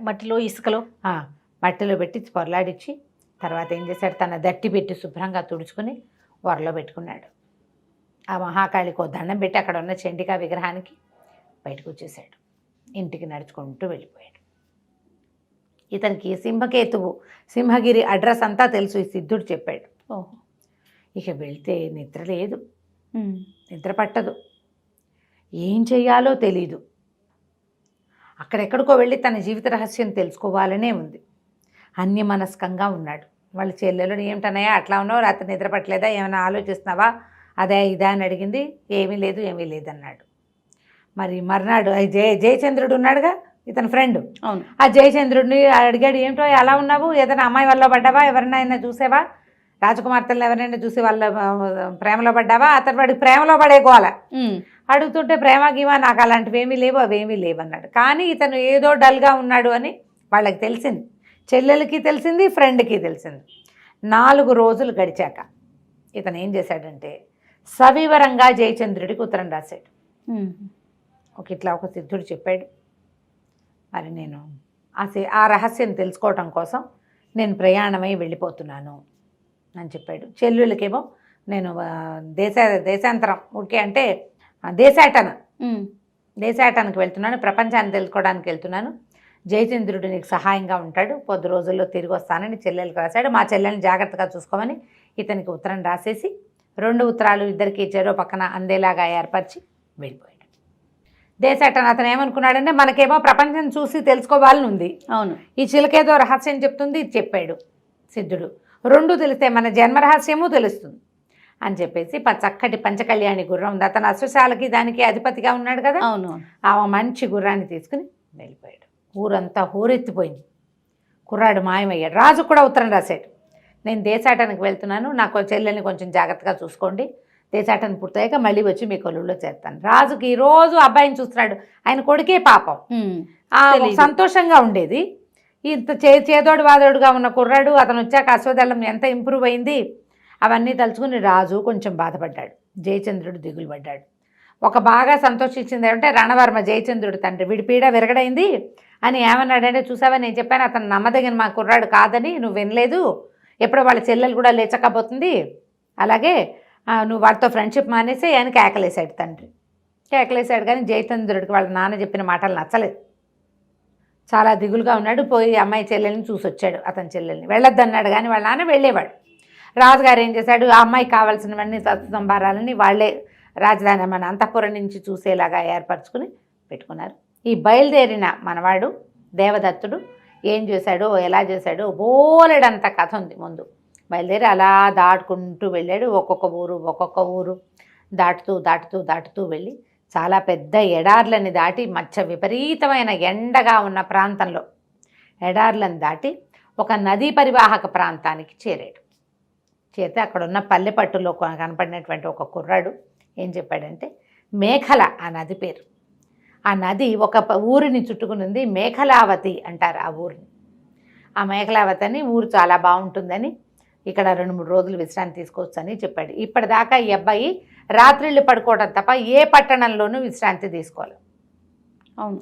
సరే, ఇప్పుడు కథలో కనపడదు, బయలుదేరి వెళ్ళిపోయాడు. అప్పుడు ఈ మేకలావతి నగరంలోకి ప్రవేశించాడు. మేకలావతి నగరానికి ప్రవేశించాడు. వెళ్తే అది పెద్ద నగరం, ఎంత బాగుందో. గారడి వాళ్ళు, ఆ ఇంద్రజాలికులు, వాళ్ళు వీళ్ళు, ఒక దొమ్మరిసాన్ని ఎవరు ఇలాగా గడెక్కి ఆడుతున్నది. తర్వాత ఏమో పెద్ద పెద్ద కొట్లు, దేవాలయాలు, ఎంత బాగుందో ఊరు. అయితే ఒక పువ్వులమ్మ ఎవరో, అందగాడ వస్తావా అని అలా పిలుస్తోంది. అలాంటి వాళ్ళు కూడా ఉన్నారు. పువ్వుల వాళ్ళు, పువ్వులు పుచ్చుకుని తిరుగుతున్న వాళ్ళు, పువ్వుల దండలు వేసుకుని గంధం రాసుకుని తిరుగుతున్న వాళ్ళు, ఎంత శోభాయమానంగా ఉందో ఊరు, చాలా బాగుంది. ఓ సత్రం కావాలని వీళ్ళని అడిగి ఓ సత్రంలోకి ప్రవేశించాడు. సరే, సత్రం చక్కగా బాగుంది. వాళ్ళు గుర్రాన్ని తీసుకుపోయి కట్టేశారు, ఎక్కడో కసగడ్డ ఉన్న చోట కట్టేశారు. మరి ఇతనికి కాళ్ళు కడుక్కోవడానికి నీళ్ళు ఇచ్చి స్నానానికి దానికి ఏర్పాటు చేశారు. బాగుంది. ఇక సత్రానికి ఆ నిర్వాహకుడికి ఒక కూతురు ఉంది, కాంచనమాల ఆ పిల్ల పేరు. అదంతసేపు వీడికేసే చూస్తుంటుంది, అబ్బాయికేసే. సరే, ఆ పూట ఏదో మాట్లాడించుకున్నారు, ఒకళ్ళనొకడు మాట్లాడుకున్నారు. కొంచెం అమ్మాయి కాంచనమాల అంటే, మరేది బంగారంలాగా లేవే నువ్వు అని అన్నాడు. మీదేం ఊరు అంటే, మాది ఉజ్జయిని, నా పేరు దేవదత్త. అంటే, మరి నేను దేవుడు ఇచ్చాడు, ఆ పేర్లు ఏవో పెట్టుకుంటారు అని మాట్లాడుకున్నారు. కొంచెం స్నేహం కలిసిందనమాట. మర్నాడు ఉదయం ఇతను అల్పాహారం చేసే సమయంలో పెద్ద పెద్దగా కేకలు వినబడ్డాయి. అమ్మాయి ఏడుపు వినపడేసరికల్లా ఈ హాల్లో నుంచి లోచి లేచి బయటకు వచ్చాడు. ఆ కాంచనమాలని చెంగుపుచ్చుకుని లాగుతున్నాడు ఎవడో ఒకడు. వాడేమో ఒక రాజపురుషుడిలాగా కనపడుతున్నాడు. కత్తిడాలు ఉన్నాయి, పెద్ద భీకరాకారం, దుబ్బుగా ఉన్న కనుబొమ్మలు, ఇంత మీసాలు, అది భారీ కాయుడు. కొంతమంది రాజసైనికులు నిలబడ్డారు. లబోదిబోమని ఏడుస్తుంది ఆ పిల్ల. ఆ నిర్వాహకుడు కూడా గోలుమని ఏడుస్తున్నాడు. ఒక్కగానొక్క పిల్ల, ఈ సంవత్సరం పెళ్లి చేసేద్దాం అనుకున్నాం, ఇంతలో ఇలా అయిపోయింది, ఇప్పుడు నా పిల్లని ఎవరన్నా రక్షించండి అని ఏడుస్తున్నాడు. తనేం ప్రయత్నం చేయటల్లా, ఆయన దగ్గర కత్తి ఉంది మరి. ఓకే. దాంతో ఇతను అడిగాడు, ఎవరు వీడు ఏంటంటే, మా రాజుగారి బావమరిది, ఈయన చాలామంది ఆడపిల్లల్ని చెరపడతాడు అనేసరికల్లా, ఈ పిల్లని రక్షించు బాబు, మా పిల్ల చిన్నపిల్ల, 16 ఏళ్ల పిల్ల, 15 ఏళ్ళదో. అక్కడి నుంచి ఇతను అడ్డం పడ్డాడు. పడేసరికల్లా వాడన్నాడు, ఎవడరా నువ్వు, మా బావకే నేనంటే భయం, రాజుగారికే, నువ్వెవడివి, నీ పెత్తనం ఏమిటి అన్నాడు. కానీ ఇతను ఊరుకోలే, కత్తి తీసి చెడామడా యుద్ధానికి దిగాడు. చెయ్యి విరిచేశాడు అతన్ని మణికట్టు దగ్గర, విరిచేసి ఈ పిల్లని రక్షించాడు. సరే, ఈ పని అయిపోయింది, వాళ్ళు వెళ్ళిపోయారు. ఇతను బయలుదేరుతుంటే ఆ పిల్ల బాబు గోలుమని నేర్చింది, నేను నిన్ను ప్రేమిస్తున్నాను, ఉండిపో, నువ్వు ఇక్కడే ఉండు, లేదా నన్ను తీసుకెళ్ళమంటే, అమ్మ నాకు అలాంటి ఉద్దేశాలు ఏం లేవు, నేను ఇప్పటిదాకా ఏ స్త్రీని ఇలాంటి దృష్టితోటి చూడలేదు, ఊళ్ళో ఓ చెల్లెలు ఉంది, నువ్వు ఇంకో చెల్లెలివి, మళ్ళీ వచ్చినప్పుడు మేకలావతిలో ఒక చెల్లెలు ఉందనుకుంటాను, అంతే తప్పిస్తే నాకే ఉద్దేశము లేదు, నువ్వు హాయిగా మీ నాన్న చెప్పినట్టు పెళ్లి చేసుకో అని చెప్పి బయలుదేరి వచ్చేసాడు. ఆ పిల్ల ఏడ్చి శోకాలు పెట్టింది, కానీ వీడు వినలా. బయటకు వచ్చేస్తే ఇట సత్రం నుంచి బయటకు వచ్చే మొగదల దగ్గరికి వచ్చేసరికల్లా అతనికి జయచంద్రుడు ఎదురొస్తూ కనపడ్డాడు. అబ్బో, ఎంత ఆనందించాడో, ఎలాగొచ్చావో అని ఆశ్చర్యపోయాడు. కావలిచ్చుకున్నాడు. మా చెల్లెలు ఎలా ఉందన్నాడు. మీ చెల్లెలు ఏడ్చిందనే వచ్చాను రా బాబు, మీ నాన్నగారు, మా నాన్నగారు దుఃఖలాగా ఉన్నాడు, ఆయన నువ్వు వెళ్ళిపోయావు, మీ చెల్లెలు కూడా లేచకపోతుందని చెప్తున్నాడు అందరికీను, మరి నువ్వు రాకపోయేసరికల్లా మీ చెల్లెలు చాలా భయపడి ఏడుస్తోంది, రాజుగారి సంరక్షణలో తను బాగానే ఉంది, నువ్వు ఏ దారి పట్టి ఉంటావో నాకు తెలుసు కదా, రాశాడు సింహగిరికి వెళ్ళబోతున్నాను అని, అది ఎంత దూరాన్ని ఉంది ఏమిటి నాకు తెలుసు, కాబట్టి నీ వెనకాలే నేను కూడా బయలుదేరి. తను 2 రోజులు ఉన్నాడు ఇక్కడ. అదే ఆ ప్రయాణం అతనికి కలిసి వచ్చింది జయచంద్రుడికి. ఆఖండ ఆగమేఘాల మీద వచ్చేసాను, ఎక్కడో చోట కనపడతామనుకుంటున్నాను. మేకలావతిలోకి రాగానే ఆ చెరువు దగ్గరే కనుక్కున్నాడు, మేకలా నది దగ్గరే కనుక్కున్నాడు అతను, ఎవరైనా రాజపురుషుడు వచ్చాడా ఏమిటి అని. అక్కడి నుంచి ఇద్దరు ఒకళ్ళనొకళ్ళు కావలించుకొని చాలా సంతోషించారు. బయలుదేరారు. జరిగింది ఇక్కడ ఇట్లా జరిగింది దారంతా అని చెప్పాడు. చెప్పి నేను సిద్ధుడిని సంహరించానని ఉత్తరంలో రాయలా, ఇప్పుడు చెప్పాడనమాట. సిద్ధుడిని సంహరించాను, ఆ సంహారం కూడా నాకు కొంత భయాన్నే కలిగించింది, అది ఏ రాజద్రోహం కింద నేరం కింద పరిగణిస్తారో తెలీదు, దానికి తోడు ఈ చిలుక ఏదో రహస్యం చెప్తుందన్న భావంతో, అంటే మేము తోటమాలి కుమారులం కాదు, నన్ను రాకుమారా అన్నాడు, నేను ఏ రాజకుమారునో తెలుసుకోవాలని ఉంది నాకు, అందుకని వచ్చేసంటే పద మన ఇద్దరం వెళ్ళిపోదాం అన్నారు. ఈ ఇద్దరు కలిసి ఇంకొక 50 ఆమడలు దూరం ప్రయాణం చేశారు. మధ్యలో ఎన్నో ఊళ్ళు, జానపదాలు, పట్టణాలు, నగరాలు దాటి మొత్తానికి ఆ సింహగిరి దగ్గరికి చేరుకున్నారు. అది దూరం నుంచి ఎలా కనపడుతుందంటే ఒక పెద్ద శివలింగంలాగా కనిపిస్తుంది. బృహదాకారంలో ఉన్న శివలింగంలాగా. ఆ కొండ పెద్ద కొండకి అటు ఇటు 3 క్రోసుల దూరం పాటు అన్ని తోటలు అడవులుగా ఉన్నాయి. అక్కడి నుంచి ఆ కొండకి కింద భాగంలో ఒక పల్లెటూరు లాంటి జనపదం కనపడుతుంది. వీళ్ళు వెళ్తే తోటలు, పళ్ళ తోటలన్నీ. అక్కడి నుంచి పొలం పని చేసేవాళ్ళు ఎంతమంది ఉన్నారో మనుషులు. తేనె పట్టల్లే ఉంది ఆ ప్రాంతం అంతా. అందరూ తలా ఒక పని చేస్తున్నారు. బత్తాయి తోటలు, నారింజ తోటలు, తర్వాత ద్రాక్ష తోటలు. ఎంత ద్రాక్ష ఉందో అక్కడ. అందరూ పనిచేసేవాళ్ళే. సరే అక్కడి నుంచి వీళ్ళు వెళ్ళి ఆ వాళ్ళల్లో ఒక ముసలాయన్ని పట్టుకున్నారు. ఎవరు ఏమిటి అని కనుక్కున్నారు. ఎక్కడి నుంచి వస్తున్నారే బాబు, మీరు కొత్త దాపర వాళ్ళే ఉన్నారు, ఇక్కడికి రాకూడదు, సింహకేతువు కనుక చూశాడంటే విరుచుకు తినేస్తాడు. అంటే వాడెవడు ఏమిటి అంటే వాడొక రాక్షసుడు, బకాసురుడి వంశంలో వాడు, చివరివాడు. వాడికి ఎవ్వరూ లేరు. వాడికి విచిత్ర వస్తువు ఇది ఇష్టం, సంచయం ఇష్టం. ఎక్కడెక్కడైనా కొత్త కొత్తవి విచిత్రమైనవి వింతవి కొనుక్కొస్తాడు, పట్టుకొస్తాడు, ఎత్తుకొచ్చేస్తాడు కూడా. రోజు ఓసారి కొండ దిగి వస్తాడు. ఈ తోటలు దొడ్లు అన్నీ వాడివే. మమ్మల్ని అందరినీ పని చేయడానికి ఇక్కడికి తీసుకొచ్చాడు. పనే చేస్తాం. ఎప్పుడైనా బుద్ధి పడితే మనుషుని విరుచుకు తింటాడు. మామూలుగా పెద్దగా మనుషుల్ని తిండు. ఈ పళ్ళన్నీ వాడికే, ఈ ద్రాక్ష అంతా వాడ తాగడానికే సారాయి. ద్రాక్షరసం చేసుకుంటాడు, చేయిస్తాడు. అవన్నీ చేయటానికి మనుషుల్ని ఎన్ని చోట్ల నుంచో తెచ్చాడు. అక్కడి నుంచి విచిత్రమైన నగరం ఒకటి నిర్మించుకున్నాడు సింహగిరి కొండ మీద. దాంట్లో పనిచేయడానికి శిల్పుల్ని వాళ్ళని ఎక్కడెక్కడి నుంచో పట్టుకొచ్చాడు, వడ్రంగుల్ని. మేమంతా చచ్చినట్టు ప్రాణాలు అరచేతిలో పెట్టుకుని బతుకుతాం, ఇక్కడ పనిచేస్తాం. రాక్షసుడు తినగా మిగిలిందే మాకు తిండి, వాడు తాగ్గా మిగిలినవే మాకు తాగుడు. పని చేయవలసిందే. మా ఊళ్ళలో నుంచే బలశాలందరినీ పట్టుకెళ్ళి అక్కడ పని చేయించుకుంటాడు. అందరినీ అదుపులో పెడతాడు. వాళ్ళకి బాగా తిండి తిప్పలు ఇస్తాడు. దాంతో వాళ్ళే రాజాధిరాజులు అనుకుని మమ్మల్ని మనుషులుగా కూడా పరిగణించరు అనేసరికి మేము వాడిని చూడాలనుకుంటున్నామన్నారు. ఆయన వాళ్ళు ఆశ్చర్యపోయారు. వద్దు వద్దు, అసలు చంపేస్తాడు, కొత్త వాళ్ళని రానివ్వడు, వాడే సెలెక్ట్ చేసి తెచ్చుకుంటాడు. పైగా వాడికి తన వంశంలో ఆఖరి వాడిని అయిపోతున్నారన్న భావన.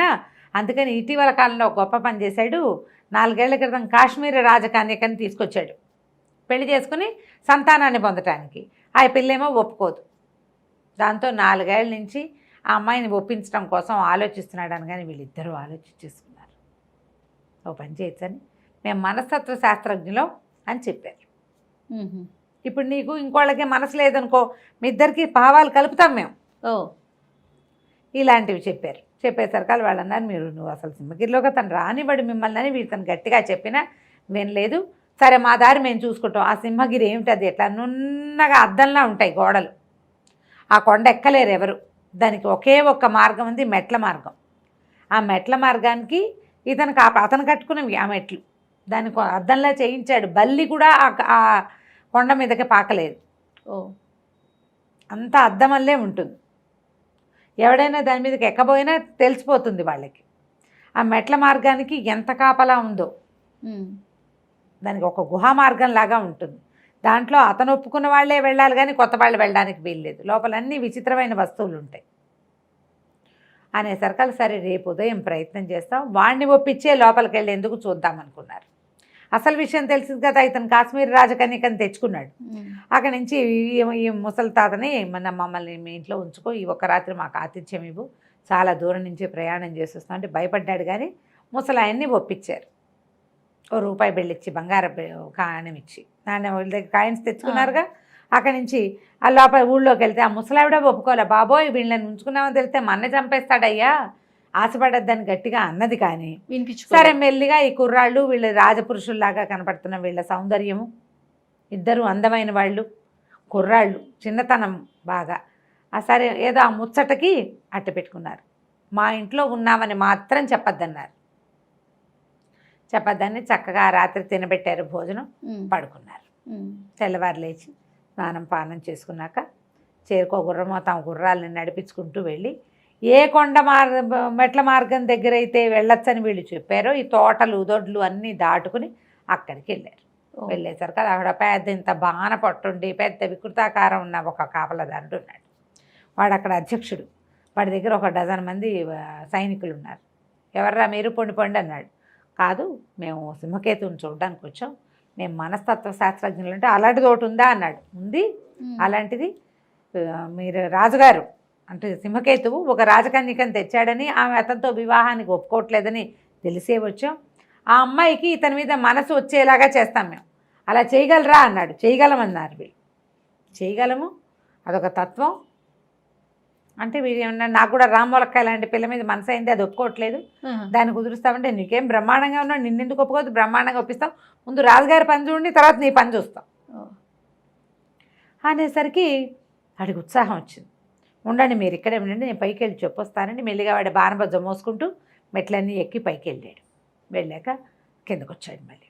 సరే రమ్మన్నారు, చూస్తామన్నారు. చూస్తామంటే ఎన్ని మెట్లో అవి, మెట్టు మెట్టు మెట్టు ఎక్కి ఎక్కి చచ్చి దుంప దిగిపోయింది వీళ్ళకి. అంత పెద్ద కొండ, ఆ కొండకి మెట్లు ఎక్కాలంటే ఎన్ని మెట్లు ఎక్కాలి?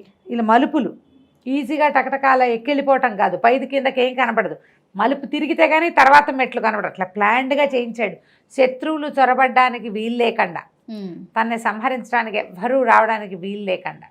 పైగా వాడు ఆ ముసలాయన వీళ్ళకి ఏం చెప్పాడంటే, వీడు రాక్షసుడే కాదు, వాడి దగ్గర పెద్ద గుణ ఏనుగంత ఉండేటువంటి సింహం ఒకటి ఉంది, సింహమే విరుచుకు తినేస్తుంది, ఆ సింహానికి తిండి కావాలి, మేము రోజు ఇక్కడ పొట్టేళ్ళని కాల్చి ఒకటి సింహానికి ఒకటి వాడికి పంపిస్తాం, దున్నపోతని కాలిస్తే ఇద్దరికీ సరిపోతుంది. అమ్మో, అంత వాళ్ళు మరి అక్కడి పీపాల కొద్దీ ద్రాక్ష సారాయి చేస్తాం, ఆ సారాయి అంతా వాడే తాగుతాడు, కొండకి దిగ ఎక్కడికో వెళ్ళేస్తాడు, అన్నీ తిరిగి ఏమైనా విచిత్రమైన వస్తువులు దొరికితే తెచ్చుకుంటాడు, మధ్యాహ్నం భోజనం చేస్తాడు, కాస్త నిద్ర చేస్తాడు, సాయంకాలానికి సాయంత్రం లేచి కొండ దిగి వ్యాఖ్యాళ్ళకి వస్తాడు, నచ్చిన పళ్ళు తెంపుకుని తింటాడు. ఏదైనా ఆకలి సరదా వేస్తే ఒక మనిషి ఎవరైనా నచ్చితే రుచిగా ఉన్నారని అనిపిస్తే విరుచుకుని తింటాడు కూడా అప్పుడప్పుడు. ఇది వాడి తాలూకు దినచర్య. అలాంటి వాడు తనని సంహరించడానికి ఎవరైనా వస్తారేమోనన్న అనుమానం ఉంటుంది వాడికి. ఈ ప్రతి మలుపులోనూ ఒక్కొక్క వజ్రం లాంటిది పెట్టున్నారు. ఓ చోట నీలంది, ఓ చోట ఎర్రది, ఓ చోట ఆకుపచ్చవి, అట్లా ఉన్నాయి కార్నర్స్లో. వాట్లలోంచి వచ్చే వెలుగే ఈ మెట్ల మీదకి వెలుగట. అలాంటివి విచిత్రమైనవి కాంతులు వెదజల్లే రత్నాలు కూడా ఎక్కడెక్కడి నుంచో సంగ్రహించుకుని తీసుకొచ్చాడు. సరే చచ్చి జడి ఈ మెట్లన్నీ ఎక్కి కొండెక్కారు. పైకి వెళ్ళేసరికల్లా ఇక ఎన్ని రకాల వస్తువులు ఉన్నాయంటే పైన ఎంత బాగుందోట. కొన్ని ఒక సంగీత వృక్షం లాంటిది ఒక చెట్టు, దానంతటదే ఏదో పాట పాడుతోంది, ఒక వీణ దానంతటదే మోగిపోతోంది.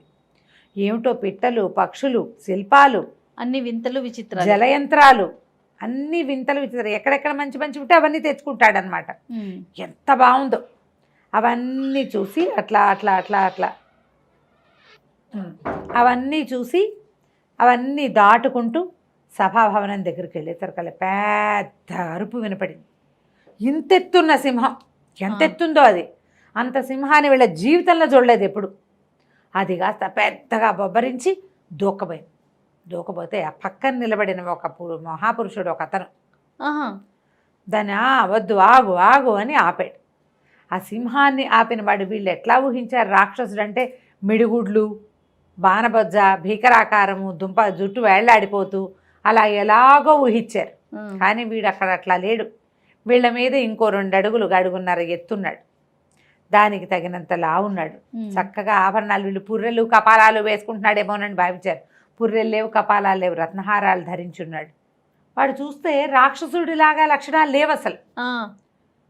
ఎవరో గంభీరంగా ఉన్నాడు, పెద్ద పెద్ద కళ్ళు, వాటి కళ్ళల్లో ఎర్రజీరలు ఉన్నాయి తప్ప మిడిగుడ్లు, వీళ్ళు కూరలు, కపాలమాలలు ఏమీ లేవు. పక్కపక్క నవ్వాడు వీళ్ళని చూసి. ఎవర్రా మీరు అన్నాడు. వాయిస్ మాత్రం మంచి ఇదిగా ఉంది. ఆ సింహం ఎట్లా బొబ్బరిచిందో ఈయన గొంతు కూడా అలాగే మురుగులాగా ఉంది. ఎవరైనా సరికల్లా మేము మనస్తత్వ శాస్త్రజ్ఞులం అనేసరికల్లా ఎలా చేస్తారు, మీరు చూస్తే రాజకుమారులల్లే ఉన్నారు, రాజకుమారులల్లే ఉన్నారు, అందంగా ఉన్నారు, యువకులు, వయస్సు తక్కువ వాళ్ళుగా కనిపిస్తున్నారు, మీకు మనస్తత్వాలు శాస్త్రాలు ఎలా తెలుసు, ఏం చేస్తారు మీరు అన్నాడు. ఏదైనా చేస్తాం, కాశ్మీర్ రాజకుమార్తెకి నీ మీద మనసు వచ్చేలాగా చేస్తాం అంటే అప్పుడు అది చెప్పాడనమాట. 4 ఏళ్ల క్రితం తీసుకొచ్చాను, 4 సంవత్సరాల నుంచి బతిమలాడుతూనే ఉన్నా, చచ్చిపోతానని బెదిరించి నా దగ్గర ఉంటుంది కానీ నన్ను వివాహం ఆడనివ్వలేదు. ఓహో, పెళ్ళి కూడా లేదు? పెళ్ళి లేదు, తీసుకొచ్చాడు, పెళ్లి చేసుకుందాం అనుకుంటే ఆవిడ ఒప్పుకోవాలి, చచ్చిపోతానంటూ అది నేను దానికి సరిపోంటా, ఉమ్. నేను రాక్షసుండి అంటుంది, నా అందం దానికి చాలేదు, సరే దాన్ని సరి చేస్తారా మీరు అన్నాడు. సరి చేస్తామన్నారు. కాశ్మీర్ రాజకుమార్తెను ప్రవేశపెట్టండి అన్నారు. దేవదత్తుడు జయచంద్రుడు ఇద్దరు సింహగిరి కోటకి వెళ్ళిపోయారు. పైకి ఏం చెప్పారంటే, ఆడవాళ్ళ మనసు మార్చే మంత్రవేత్రం, స్త్రీ మనసు తెలుసుకోగలం, స్త్రీ వశీకరణ విద్యొచ్చు మాకు, ఇలా చెప్పి పైకి వెళ్ళారు. అక్కడ సింహకేతు, వీళ్ళు రాక్షసుడు అంటే వీళ్ళు పెద్దగా ఊహించుకున్నారు. అలా ఏం లేదు, వాడు కొంచెం భారీ కాయుడు, పెద్ద పెద్ద ఎర్రజీరలు ఉన్న కళ్ళు, ఓ పెద్ద సింహం వాడి దగ్గర, మంచి వజ్రాల హారాలు, కొంచెం బాగా కడియాలు గిడియాలు వేసుకుని గ్రాండ్గా ఉన్నాడు. మీరేనా అన్నాడు. మేమే స్త్రీ వశీకరణ అంటే మిమ్మల్ని చూస్తే ఏదో రాజకుమారులలో ఉన్నారు, వ్యాహ్యాలకు వచ్చినట్టు వచ్చారన్నాడు. కాదు, మేము చేస్తాము అంటే ఎలా చేస్తామంటే, అమ్మాయి నువ్వు నచ్చలేదని చెప్తే బాగుండలేదు అంటుంది, ఆ బాగుండని వాడే నాకు నచ్చాడని అనిపిస్తాం మేమంటారు వీళ్ళు. ఓహో. అనేసరికల్లా సింహకేతు అన్నాడు, నేను 4 సంవత్సరాల క్రితమే నేను కాశ్మీర రాజకన్యకని వాళ్ళకి తెచ్చుకున్నాను, అమ్మాయి చాలా అందగత్తే, కానీ నువ్వు రాక్షసుడివి, నేను పెళ్లి చేసుకోను అంటోంది, 4 ఏళ్ల నుంచి చూస్తున్నా, దగ్గరకు వస్తే చచ్చిపోతానని బెదిరిస్తోంది, వివాహం చేసుకోవాలి, మా రాక్షస జాతి నాతోటే అంతరించిపోతుందని బెంగగా ఉంది, సరే మీరు అమ్మాయిని చూద్దురుగాని అన్నాడు. ఆ మందిరం అంతా ఎన్నెన్ని విచిత్రమైన వస్తువులు ఉన్నాయో, దానంతటా అది పాడే వాయించే వీణ, పాడే చెట్లు, సెలయేర్లు, ఎన్ని రకాలో, అసలు అంత గ్రాండ్గా ఉందన్నమాట. చిత్రలేఖను పిలిపించండి అన్నారు. చిత్రలేఖను పిలిపించమంటే అమ్మాయి వచ్చేసరికల్లా ఒక నిండుగా పూసిన పున్నాగ చెట్టల్లే ఉంది అమ్మాయి, ఎంత అందంగా ఉందో. ఈ రాజకుమారుడు దేవదత్తుడు ఆ అమ్మాయి ఒకళ్ళనొకళ్ళు చూసుకుంటూ, అప్పటిదాకా దేవదత్తుడికి అమ్మాయిలు వెంటపడ్డము అలాంటి లక్షణం లేదు. జయచంద్రుడు చెప్తాడు, ఆ అమ్మాయి కేసు నీకేసి చూస్తుంది, ఈ అమ్మాయి నీకేసి చూస్తుంది అంటే ఇతనికి నచ్చేది కాదు. కానీ ఈ పిల్లని చూడగానే ఆ అమ్మాయి ప్రేమలో పడిపోయాడు అతను. వాళ్ళిద్దరు ఒకళ్ళనొకళ్ళు చూసుకుంటూ నుంచున్నారు. ఎంత బాగున్నాడో వీడు మన్మధుడేమో అని అనిపిస్తోంది. ఈ మన్మధుడు చూసుకునే దర్పణమేమో ఈ అమ్మాయి అంత మొహం చెక్కిళ్ళు మెరిసిపోతున్నాయి అనుకుంటున్నాడు అబ్బాయి. ఇద్దరు ఒకళ్ళ ప్రేమలో ఒకళ్ళు మునిగిపోయారు. మొహాలు చూసుకుంటారు. జయచంద్రుడి కేసు చూడలేదు అమ్మాయి, ఈ దేవదత్తుడి కేసే చూస్తుంది. ఇంతలో ఆ సింహకేతు పెద్దగా గర్జించాడు, ఏంటి ఆ తన్మయత్వం, ఇద్దరు ఒకళ్ళకేసి ఒకళ్ళు చూసుకుంటున్నారు అనేసరికల్లా మొహాలు పక్కకు పెట్టుకున్నారు. ఒక్క నిమిషం అయిన తర్వాత ఈ దేవదత్తుడు అన్నాడు, నేను ఈ అమ్మాయిని ప్రేమిస్తున్నాను అని ప్రకటించాడు. అనగానే ఈ పిల్ల ఏమో అప్పటిదాకా బాగానే నుంచుంది, బికమొహం వేసుకుని వచ్చి లోపల నుంచి వచ్చిందా, రాక్షసుని చూడగానే మొహం మొటమొదలాడిచ్చింది. వీళ్ళెవరో కొత్త వాళ్ళని అనుమానంగా పెట్టింది మొహం. ఆ తర్వాత ఇతను చూడగానే ప్రేమగా చూడడం మొదలుపెట్టింది. ఇప్పుడు అవును నేను కూడా ఈయన ప్రేమిస్తాను, పెళ్ళింటి చేసుకుంటూ ఈయనే చేసుకుంటానని అంత పెద్ద గట్టిగా చెప్పేసరికి జయచంద్రుడు నిర్ఘాతపోయాడు. ఏం జరుగుతోంది ఇక్కడ? అంతే సింహకేతు పెద్దగా అరిచాడు, అవురవురా నా ప్రేయసిని నేను పెళ్లి చేసుకుందాం అనుకున్న అమ్మాయిని నువ్వు ప్రేమించడం ఏమిటి, నీ సంగతి చెప్తానని ఒక్క దూకాడు ఈ దేవదత్తుడి మీదకి. దేవదత్తుడి దగ్గర ఒక బ్రహ్మాండమైన కత్తి ఉంది, కాలకీల విక్రమార్కుడి కత్తి. ఆ కత్తి ఎవరినైనా యుద్ధం చేయబోతుంది అనగానే అది వేడెక్కిపోవడం మొదలు పెడుతుంది. దాని రకం అనమాట, రక్తం తగిలేసరికి మెరిసిపోతూ ఉంటుంది. అక్కడి నుంచి ఆ కత్తి తీసి మీదకి పడ్డాడు. ఇద్దరు కలిసి చెడామడా యుద్ధం చేశారు. ఇతను ఏం చేశాడంటే ఆ కాలకీలతో చేయి నరికేశాడు సింహకేతువు. ఈ లోపల సింహం ఒక దూకబోయింది దేవదత్తుడి మీదకి. జయచంద్రుడు సింహాన్ని అడ్డుకున్నాడు. ఇద్దరు ఉన్నారు కదా, అక్కడి నుంచి ఇద్దరు ఫైటింగ్ బాహుబాహవి. అతను సింహంతో ఇతను రాక్షసుడితోటి యుద్ధం చేయటం మొదలుపెట్టారు. ఎప్పుడైతే ఈ సింహకేతువు చేయి తెగిపోయిందో ఇతను రెండో చేయి కూడా తెగ్గొట్టడానికి ప్రయత్నం చేస్తూ గట్టిగా కేకలు పెట్టాడు. చిత్రలేఖ నువ్వు ఇక్కడ నుంచోవద్దు, పరిగెత్తుకుంటూ పైకెళ్ళు, ఉద్యానవనంలో పంచవన్నెల రామచిలక పంజరంలో ఉంటుంది, బంగారు పంజరం ఎక్కడుందో పట్టుకురా, మాట్లాడే చిలకని పట్టుకురమంటే ఆ పిల్ల పరిగెత్తింది. అమ్మాయి వెళ్ళిపోయింది. వీళ్ళు చెడామడా యుద్ధం చేస్తున్నారు. ఈ సింహము అతని మీదకు దూకుతుంటే వాడు తప్పించుకుంటున్నాడు అనమాట. సింహాన్ని చంపగలిగేంత జయచంద్రుడికి లేదు. పైగా అవి రాక్షసులు అంటే మామూలు మానవులు చేయగలిగే యుద్ధం కాదు. ఇతని దగ్గర అయినా దేవదత్తుడి దగ్గర ఆ కత్తి ఉంది కదా, ఆ కత్తి స్పెషల్ కత్తి అవ్వటం వల్ల అది పనిచేస్తుంది అనమాట. ఇతని కాళ్ళు చేతులు నరికేశాడు. అతను పెద్ద గద తీసుకొచ్చి విసిరబోయాడు. రెండో చేయి కూడా నరకబడింది. కాళ్ళతోటి పట్టేసుకున్నాడు. వాడు 7.5 అడుగులు ఉన్నాడు, వీళ్ళంతా ఇద్దరు 6 అడుగుల వాళ్ళే. కాళ్ళతో పట్టుకుంటే ఆ కత్తి పెట్టి కాళ్ళు కూడా నరికేశాడు. ఇంకా రక్తం తగిలిన కొద్దీ రాక్షస రక్తం అది అసలు ఎట్లా అంటే పడగ విప్పిన పాములాగా ఆడిపోతుందట కత్తి. బాగా రాస్తారు కత్తి గురించి. అది మెరిసిపోతుంది, దాంట్లోంచి మంటలు వస్తున్నట్టుగా ఉన్నాయన్నమాట. సరే ఇది 4 కాళ్ళు చేతులు నరికేసి పడిపోగానే ఇతను వెళ్ళి ఆ సింహాన్ని ఎదుర్కొంటున్న జయచంద్రుడి పక్కన నిలబడ్డాడు. ఆల్రెడీ కాళ్ళు చేతులు నరకడం వచ్చేసింది, ప్రాక్టీస్ అయిందిగా. సింహం కాళ్ళు కూడా నరికేశాడు. చివరికి సింహాన్ని సంహరించాడు. పెద్ద మోత. ఎప్పుడైతే ఈ రాక్షసులు పడిపోతున్నాడో ఈ దాసదాసి జనం ఎంతమందో ఉన్నారు కదా దగ్గర, అందరూ పరిగెత్తారు. తను పడిపోతుంటే సహాయానికి కేకలు పెట్టాడు వాళ్ళని రమ్మని. వాళ్ళు ఎందుకు వస్తారు? వాళ్ళంతా మనుషులు కదా, బలవంతంగా ఇక్కడ పనిచేస్తున్నారు. భయంతో కిందకి పరిగెత్తుకెళ్ళి ఊళ్ళోకి వెళ్ళిపోయారు వాళ్ళంతా. ఆ కొండ మించి దిగేసి యుద్ధం జరుగుతోంది. వచ్చిన రాజకుమారులు ఎవరో ఇద్దరు వచ్చారు కదా, వాళ్ళు యుద్ధం చేస్తున్నారు. మనస్తత్వ శాస్త్ర నిపుణులు అని చెప్పారు, సైకాలజిస్టులు అని చెప్పారు, కానీ ఫైటింగ్ జరుగుతోంది. అక్కడి నుంచి ఏమైంది, ఇలా పరిగెత్తుకుంటూ వెళ్ళిన ఆ అమ్మాయి ఆ పంజరం పుచ్చుకుని చేతి తీసుకొచ్చింది. అదొక పెద్ద చిలక. అది ఎట్లా ఉందంటే ఇంద్రధనుసులోంచి ఒక ముక్కని విరిచి చిలకని చేసినట్టుగా ఉంది. రంగురంగుల తోక దానికి. అక్కడి నుంచి జయము జయము దేవదత్తునికి అన్నది. అనగానే ఆశ్చర్యపోయారు. చిలక అంత స్పష్టంగా మాట్లాడడం తెలీదు.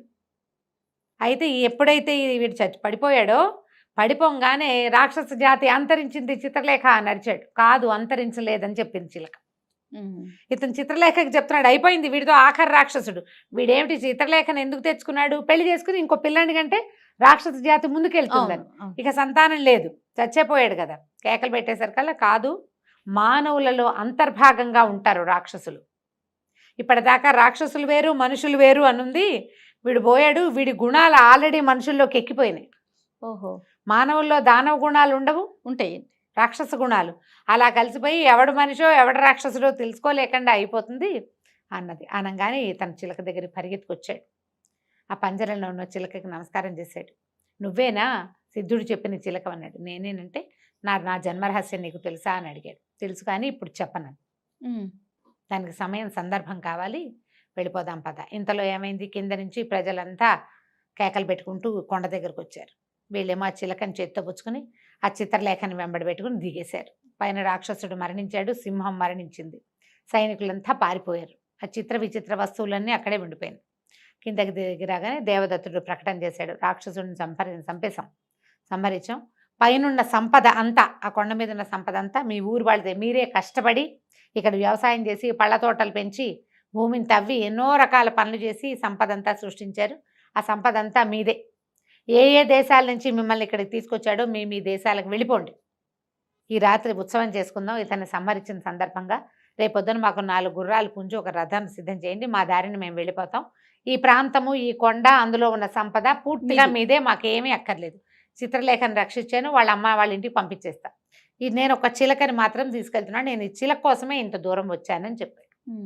ఆ రాత్రి బ్రహ్మాండంగా పండగ చేసుకున్నారు. మొట్టమొదటి ఒక వృద్ధుడు వీళ్ళకి ఆసరా ఇచ్చాడు కదా, వాళ్ళ ఇంట్లో ఉన్నారు చాలా సంతోషంగా. మర్నాడు పొద్దున 4 గుర్రాలు పూంచిన ఒక రథంలో, రాక్షసుడిదే ఆ రథం, ఆ గుర్రాలు వాడివే, అన్ని ఎక్కేసి దాంట్లో ఎక్కి జయచంద్రుడు సారథ్యం వహిస్తుండగా ఈ దేవదత్తుడు ఆ చిత్రలేఖను పక్కన పెట్టుకుని ఆ బంగారు చిలక ఉందిగా, అది ఉన్న బంగారు పంజరాన్ని తన ఎదురుగుండా పెట్టుకుని తీసుకుపోయాడు. చిలకని 2-3 సార్లు అడిగాడు. ఇప్పుడు నేను నీకు రహస్యం చెప్పనండి. అప్పుడు నువ్వెవరు ఏమిటి అని అడిగితే, వ్యాస మహర్షి నా తాత, సుఖమహర్షి నా తండ్రి. సుఖమహర్షి వల్లనే నేను చిలక రూపంలో జన్మించాను. అప్పుడు ఆయన నాకు చిరంజీవిగా వరం ఇచ్చారు మా తాత. నేను ఎప్పటికీ బతికే ఉంటాను, నాకు మరణం లేదు. అయితే నేను ప్రశాంతంగా స్వేచ్ఛగా తిరిగేదేవాడిని, అన్ని చోట్లకి తిరిగేవాడిని. మా తాత వల్లే నేను సమస్తమైన శాస్త్రాలు అన్నీ తెలుసుకున్నాను. మీరు వచ్చిన ఉజ్జయిని నగరం గురించి కూడా నాకు తెలుసు. కాళిదాసు స్వయంగా ఆయన పద్యాలు శ్లోకాలు రాసేటప్పుడు నేను ఎదురుగుండా కూర్చొని విన్నాను. ఎప్పటి నుంచో నేను ఇక్కడే ఉన్నా. యుగాలు మారిపోయినాయి. కృతయుగంలో పద్ధతి ఒక రకంగా ఉండేది, త్రేతాయుగం, ద్వాపరయుగం, ప్రతి చోట కూడా ధర్మం కాళ్ళు తగ్గించుకుంటూ ఆఖరి కాలు మీద ఉంది. నేను చూడనివి కాదు, ఇవన్నీ నాకు తెలుసు అని ఏదో వేదాంతము అవి ఇవి చెప్పింది. వేదాంతం ఎక్కడ, జయచంద్రుడేమో ఆ అమ్మాయి కోసం చూసుకుంటున్నాడు, చంద్రావతి ఇతని చెల్లెల గురించి. వీడేమో పక్కనే కూర్చున్న సౌందర్యవతి మీద దృష్టి ఉంది ఈ దేవదత్తుడికి. ఏం వింటలా, వాళ్ళ గోళ్ళ వాళ్ళు ఉన్నారు. అయితే ఈ చిలక రకరకాల మంచి మంచి కథలు చెప్తూ ఇంటికి తీసుకెళ్ళండి, మీకు అక్కడ రహస్యం చెప్తాను. సరే, తెల్లవారి 2-3 రోజులు గడిచేసరికల్లా, అంటే ఇప్పుడు అంతకుముందు వాళ్ళు ప్రయాణం చేసినప్పుడు నెలలు గడిచినాయి. ఇప్పుడు కొంచెం తక్కువ సమయం పట్టింది, కానీ మొత్తానికి వెళ్ళారు. మధ్యలో మేఖలావతిలో వీళ్ళు ఆగారు కదా, వీళ్ళిద్దరు కలుసుకున్న ప్లేస్. అక్కడికి వెళ్ళి తాము ఏ సత్రంలో మొదట బస చేశాడో అక్కడికే వెళ్ళాడు. అప్పుడు చూసిన అమ్మాయి ఇప్పుడు లేదు, ఆ పిల్ల పెళ్ళైపోయింది. సరే, అక్కడ 2 రోజులు ఆగారు. ఇట్లా ఆగుతూ ఆగుతూ మొత్తానికి కొన్ని రోజులకి ఉజ్జయిని నగరానికి చేరారు. అయితే ఏం చెప్పిందట చిలక, ఈ అమ్మాయికి చిత్రలేఖ అదిగో నీ అత్తవారిల్లు, అంటే సరే వీళ్ళు అత్తవారు ఎవరు అని అడిగాడు అనమాట అబ్బాయి. అక్కడికి వెళ్ళాకే చెప్తానంది. ఎలా అడిగినా చిలక మాత్రం నిజం చెప్పలే. సరే వీళ్ళు తిరిగి వచ్చారని అదని తెలుసుకున్నారు. ప్రజలంతా ఆశ్చర్యపోయారు. రాజుగారు కూడా పెద్ద సభ తీరిస్తే ఆ సభలోకి ఈ చిలక ఏం చెప్పిందంటే మీ చెల్లెలు కూడా తీసుకురా, అమ్మాయి కూడా కావాలని చెప్తే సరే అన్న చెల్లెలు జయచంద్రుడు చిత్రలేఖను వెంట పెట్టుకుని ఆ చిలకున్న పంజరాన్ని తీసుకుని వెళ్ళి రాజుగారి సభలో నిలబడి ఇట్లా ఒకరోజు రాత్రి తనకి ఉజ్జయిని మహాకాళ మందిరంలో సిద్ధుడు కనపడటము. ఆయనేమో ఇట్లా ఒక నా జీవిత రహస్యం చెప్తానన్నాడు. మేము తోటమాలి పిల్లలం కాదని చెప్పాడు, కానీ నిజం చెప్పలేదు. అది సిద్ధుడిదే ఈ చిలక ద్వారా తెలుస్తుందని నిజం చెప్పాడు. అతను చెప్పడం వల్లే నేను ఈ విక్రమార్కుడి కత్తిని తీసుకొచ్చాను. కత్తి చూపించాడు. ఆ కత్తి అట్లాగా రంగులు మారిపోతూ అట్లా మెరిసిపోతున్న కత్తిని చూసేసరికి ఉజ్జయినిలో చెప్పుకుంటారు కథలుగా విక్రమార్కుడి కత్తి గురించి. అది మహాకాళ దేవాలయంలోనే ఉందనే సంగతి రహస్యం. అవును, బహుశా రాజవంశాల్లో తెలుసుంటుంది. ఈ అబ్బాయి రాజవంశీకుడు కాబట్టి వీడు తీయగలిగాడు అనమాట దాన్ని. సరే ఇదంతా చెప్పి నేను ఇట్లా వెళ్ళాను, ఈ చిలకని తీసుకొచ్చాను, ఆ చిలక ఈ రహస్యం చెప్తానందంటే అప్పుడు చిలక ఏం చెప్పిందంటే నాకు ఒక్క షరతు, రహస్యం తెలిసాక నన్ను స్వేచ్ఛగా పోనివ్వాలి. నేను స్వేచ్ఛాజీవిని, నా పుటక నుంచి నేను హాయిగా తిరుగుతూనే ఉన్నా. సిద్ధుడి చేతికి చిక్కాను నేను. సిద్ధుడి దగ్గర నుంచి సింహకేతు చేతిలో చిక్కి అప్పటి నుంచి నేను పంజరంలోనే ఉన్నాను. నా స్వేచ్ఛా జీవితాన్ని నాకు ఇస్తానంటే మీ రహస్యం మీకు చెప్తానని. ఆ చిలకని వీళ్ళేం చేసుకుంటారు, వీళ్ళకి ఆసక్తి లేదు. సరే అన్నారు. అప్పుడు చిలక ఏం చెప్పిందంటే పంజరం నుంచి తలుపు తీయండి అని పంజరం తలుపు తీయించుకుని బయటకు వచ్చి నిలబడింది. అప్పుడు రాజా నువ్వు ఎంతో కాలంగా నిస్సంతువుగా ఉన్నావు, పిల్లలు లేరు, మీ దేశానికి ఉత్తరాధికారి లేదని బాధపడుతున్నావు. ఉత్తరాధికారి ఉన్నాడు, నీవు దేవదత్తుడే నీ ఉత్తరాధికారి. ఈ పిల్ల చంద్రావతే నీ కూతురు, వీళ్ళిద్దరూ నీ సంతానమే అంటే ప్రజలంతా ఆశ్చర్యపోయారు. ఆశ్చర్యంగానే ఉంటుంది కదా. అయితే రణవర్మ ఉన్నాడు కదా, జయచంద్రుడు తండ్రి మంత్రి, ఆయన అన్నాడు నువ్వు చెప్పేదానికి ఏమిటి ఇది సాక్ష్యం ఏంటి, ఏ బేసిస్ మీద ఇది చెప్తోందో కావాలి కదా. అప్పుడు రాజు కూడా అడిగాడు ఏ సాక్ష్యం ఉంది, ఏమిటి సాక్ష్యం ఉందంటే కావాలంటే నీకు మీ అంతఃపురంలో ఉన్న నీ పెద్ద రాణులు ఇద్దరిని పిలువు, వాళ్లే నీ మూడో రాణికి పుట్టిన సంతానాన్ని తీసుకెళ్లి అందులో పడేశారు, గంగలో క్షిప్రా నదిలో వేశారు. గంగా నది కాదు, క్షిప్రా. ఆ క్షిప్రా నదిలో కొట్టుకొచ్చిన పిల్లల్ని సుజనమిత్రుడు పెంచాడు, తోటమాలీల మీద ఉన్న అధికారి. కానీ అతనికి పిల్లలు ఎవరి పిల్లలో తెలియదు. క్షిప్రలో కొట్టుకొచ్చింది భగవత్ ప్రసాదంగా తీసుకుని దేవుడు ఇచ్చాడని దేవదత్తుడని పేరు పెట్టాడు. కావాలంటే నీ పెద్ద రాణుల్ని పిలువు, ఎంతో కాలంగా ఈ పని చేసినందుకు బాధపడుతూ మానసికంగా ఎంతో హింసను అనుభవిస్తున్నారు, వాళ్ళకి సంతానము కలిగింది లేదు, నీ రాజ్యానికి ఉత్తరాధికారిని లేకుండా చేశామన్న దిగులతోటి వాళ్ళకి అనారోగ్యాలు పాలైపోయారు, పిలవమన్నాడు. వాళ్ళిద్దరూ వచ్చారు, ఏడుస్తూ నిజం ఒప్పుకున్నారు. ఓహో చిలకంది ఎవరైనా ఇలా నమ్ముతారా రాజా, ముందు వెనక ఆలోచించకుండా కుక్క పిల్లలు పుట్టడం ఏమిటి మనిషికి అన్న చిన్న ఆలోచన లేకుండా వెర్రివాడివయ్యి నువ్వు పిల్లల్ని పోగొట్టుకున్నావు. నీలాంటి వెర్రివాడికి ఇంత ప్రతాపశాలి అయిన కుమారుడు, అంత బుద్ధిమంతురాలైన కూతురు పుట్టడమే ఆశ్చర్యము. వీళ్ళ జాతక రీత్యా ఇట్లా కుటుంబం నుంచి సపరేట్గా ఉండాలనే కర్మానుభవాన్ని మోసుకొచ్చారు కాబట్టి ఇట్లా జరిగిందని చెప్పాడు. అక్కడి నుంచి వాళ్ళిద్దరు పెదరాణులు ఇద్దరు ఏడుస్తున్నారు. వాళ్ళిద్దరికేమో దేశ బహిష్కారం విధించారు. 18 ఏళ్ల నుంచి జైల్లో మగ్గుతోంది ఆవిడ, పాతాళ గృహంలో బంధించేశారు. కుక్క పిల్లలు పుట్టాయని ఆవిడని పైకి తీసుకొచ్చారు. ఆవిడ ఇద్దరు పిల్లల్ని చూసి మొత్తాన్ని స్వస్థత పొందింది. ఈ రణవర్మ గారు ఎక్కడో పుట్టిన వాళ్ళు వీళ్ళు అని వీళ్ళని చాలా అవమానం చేశాడు.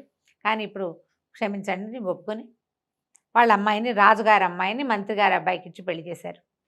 ఇతనేమో చిత్రలేఖకి ఏం చెప్పాడంటే నువ్వు పెళ్లి చేసుకుందాం, నాతో ఉండు, మనం ఇక్కడ సెటిల్ అయిపోయాక మీ ఊరు పంపిస్తాను, మీ అమ్మా నాన్న దగ్గరికి వెళ్దాం. వాళ్ళు కూడా పాపం దుఃఖంలో 4 ఏళ్ల నుంచి. అవును సరే ఇక్కడ ఉండగానే వాళ్ళకి కబురు చేసి మీ అమ్మాయి క్షేమంగా ఉంది, మా అబ్బాయి వెళ్ళి తీసుకొచ్చాడు, ఇక్కడికి రండి పెళ్లి చేద్దామని వీళ్ళే వాళ్ళకి ఉత్తరాలు రాసి కాశ్మీర దేశపు రాజుగారిని రాణిగారిని కూడా పిలిపించారు.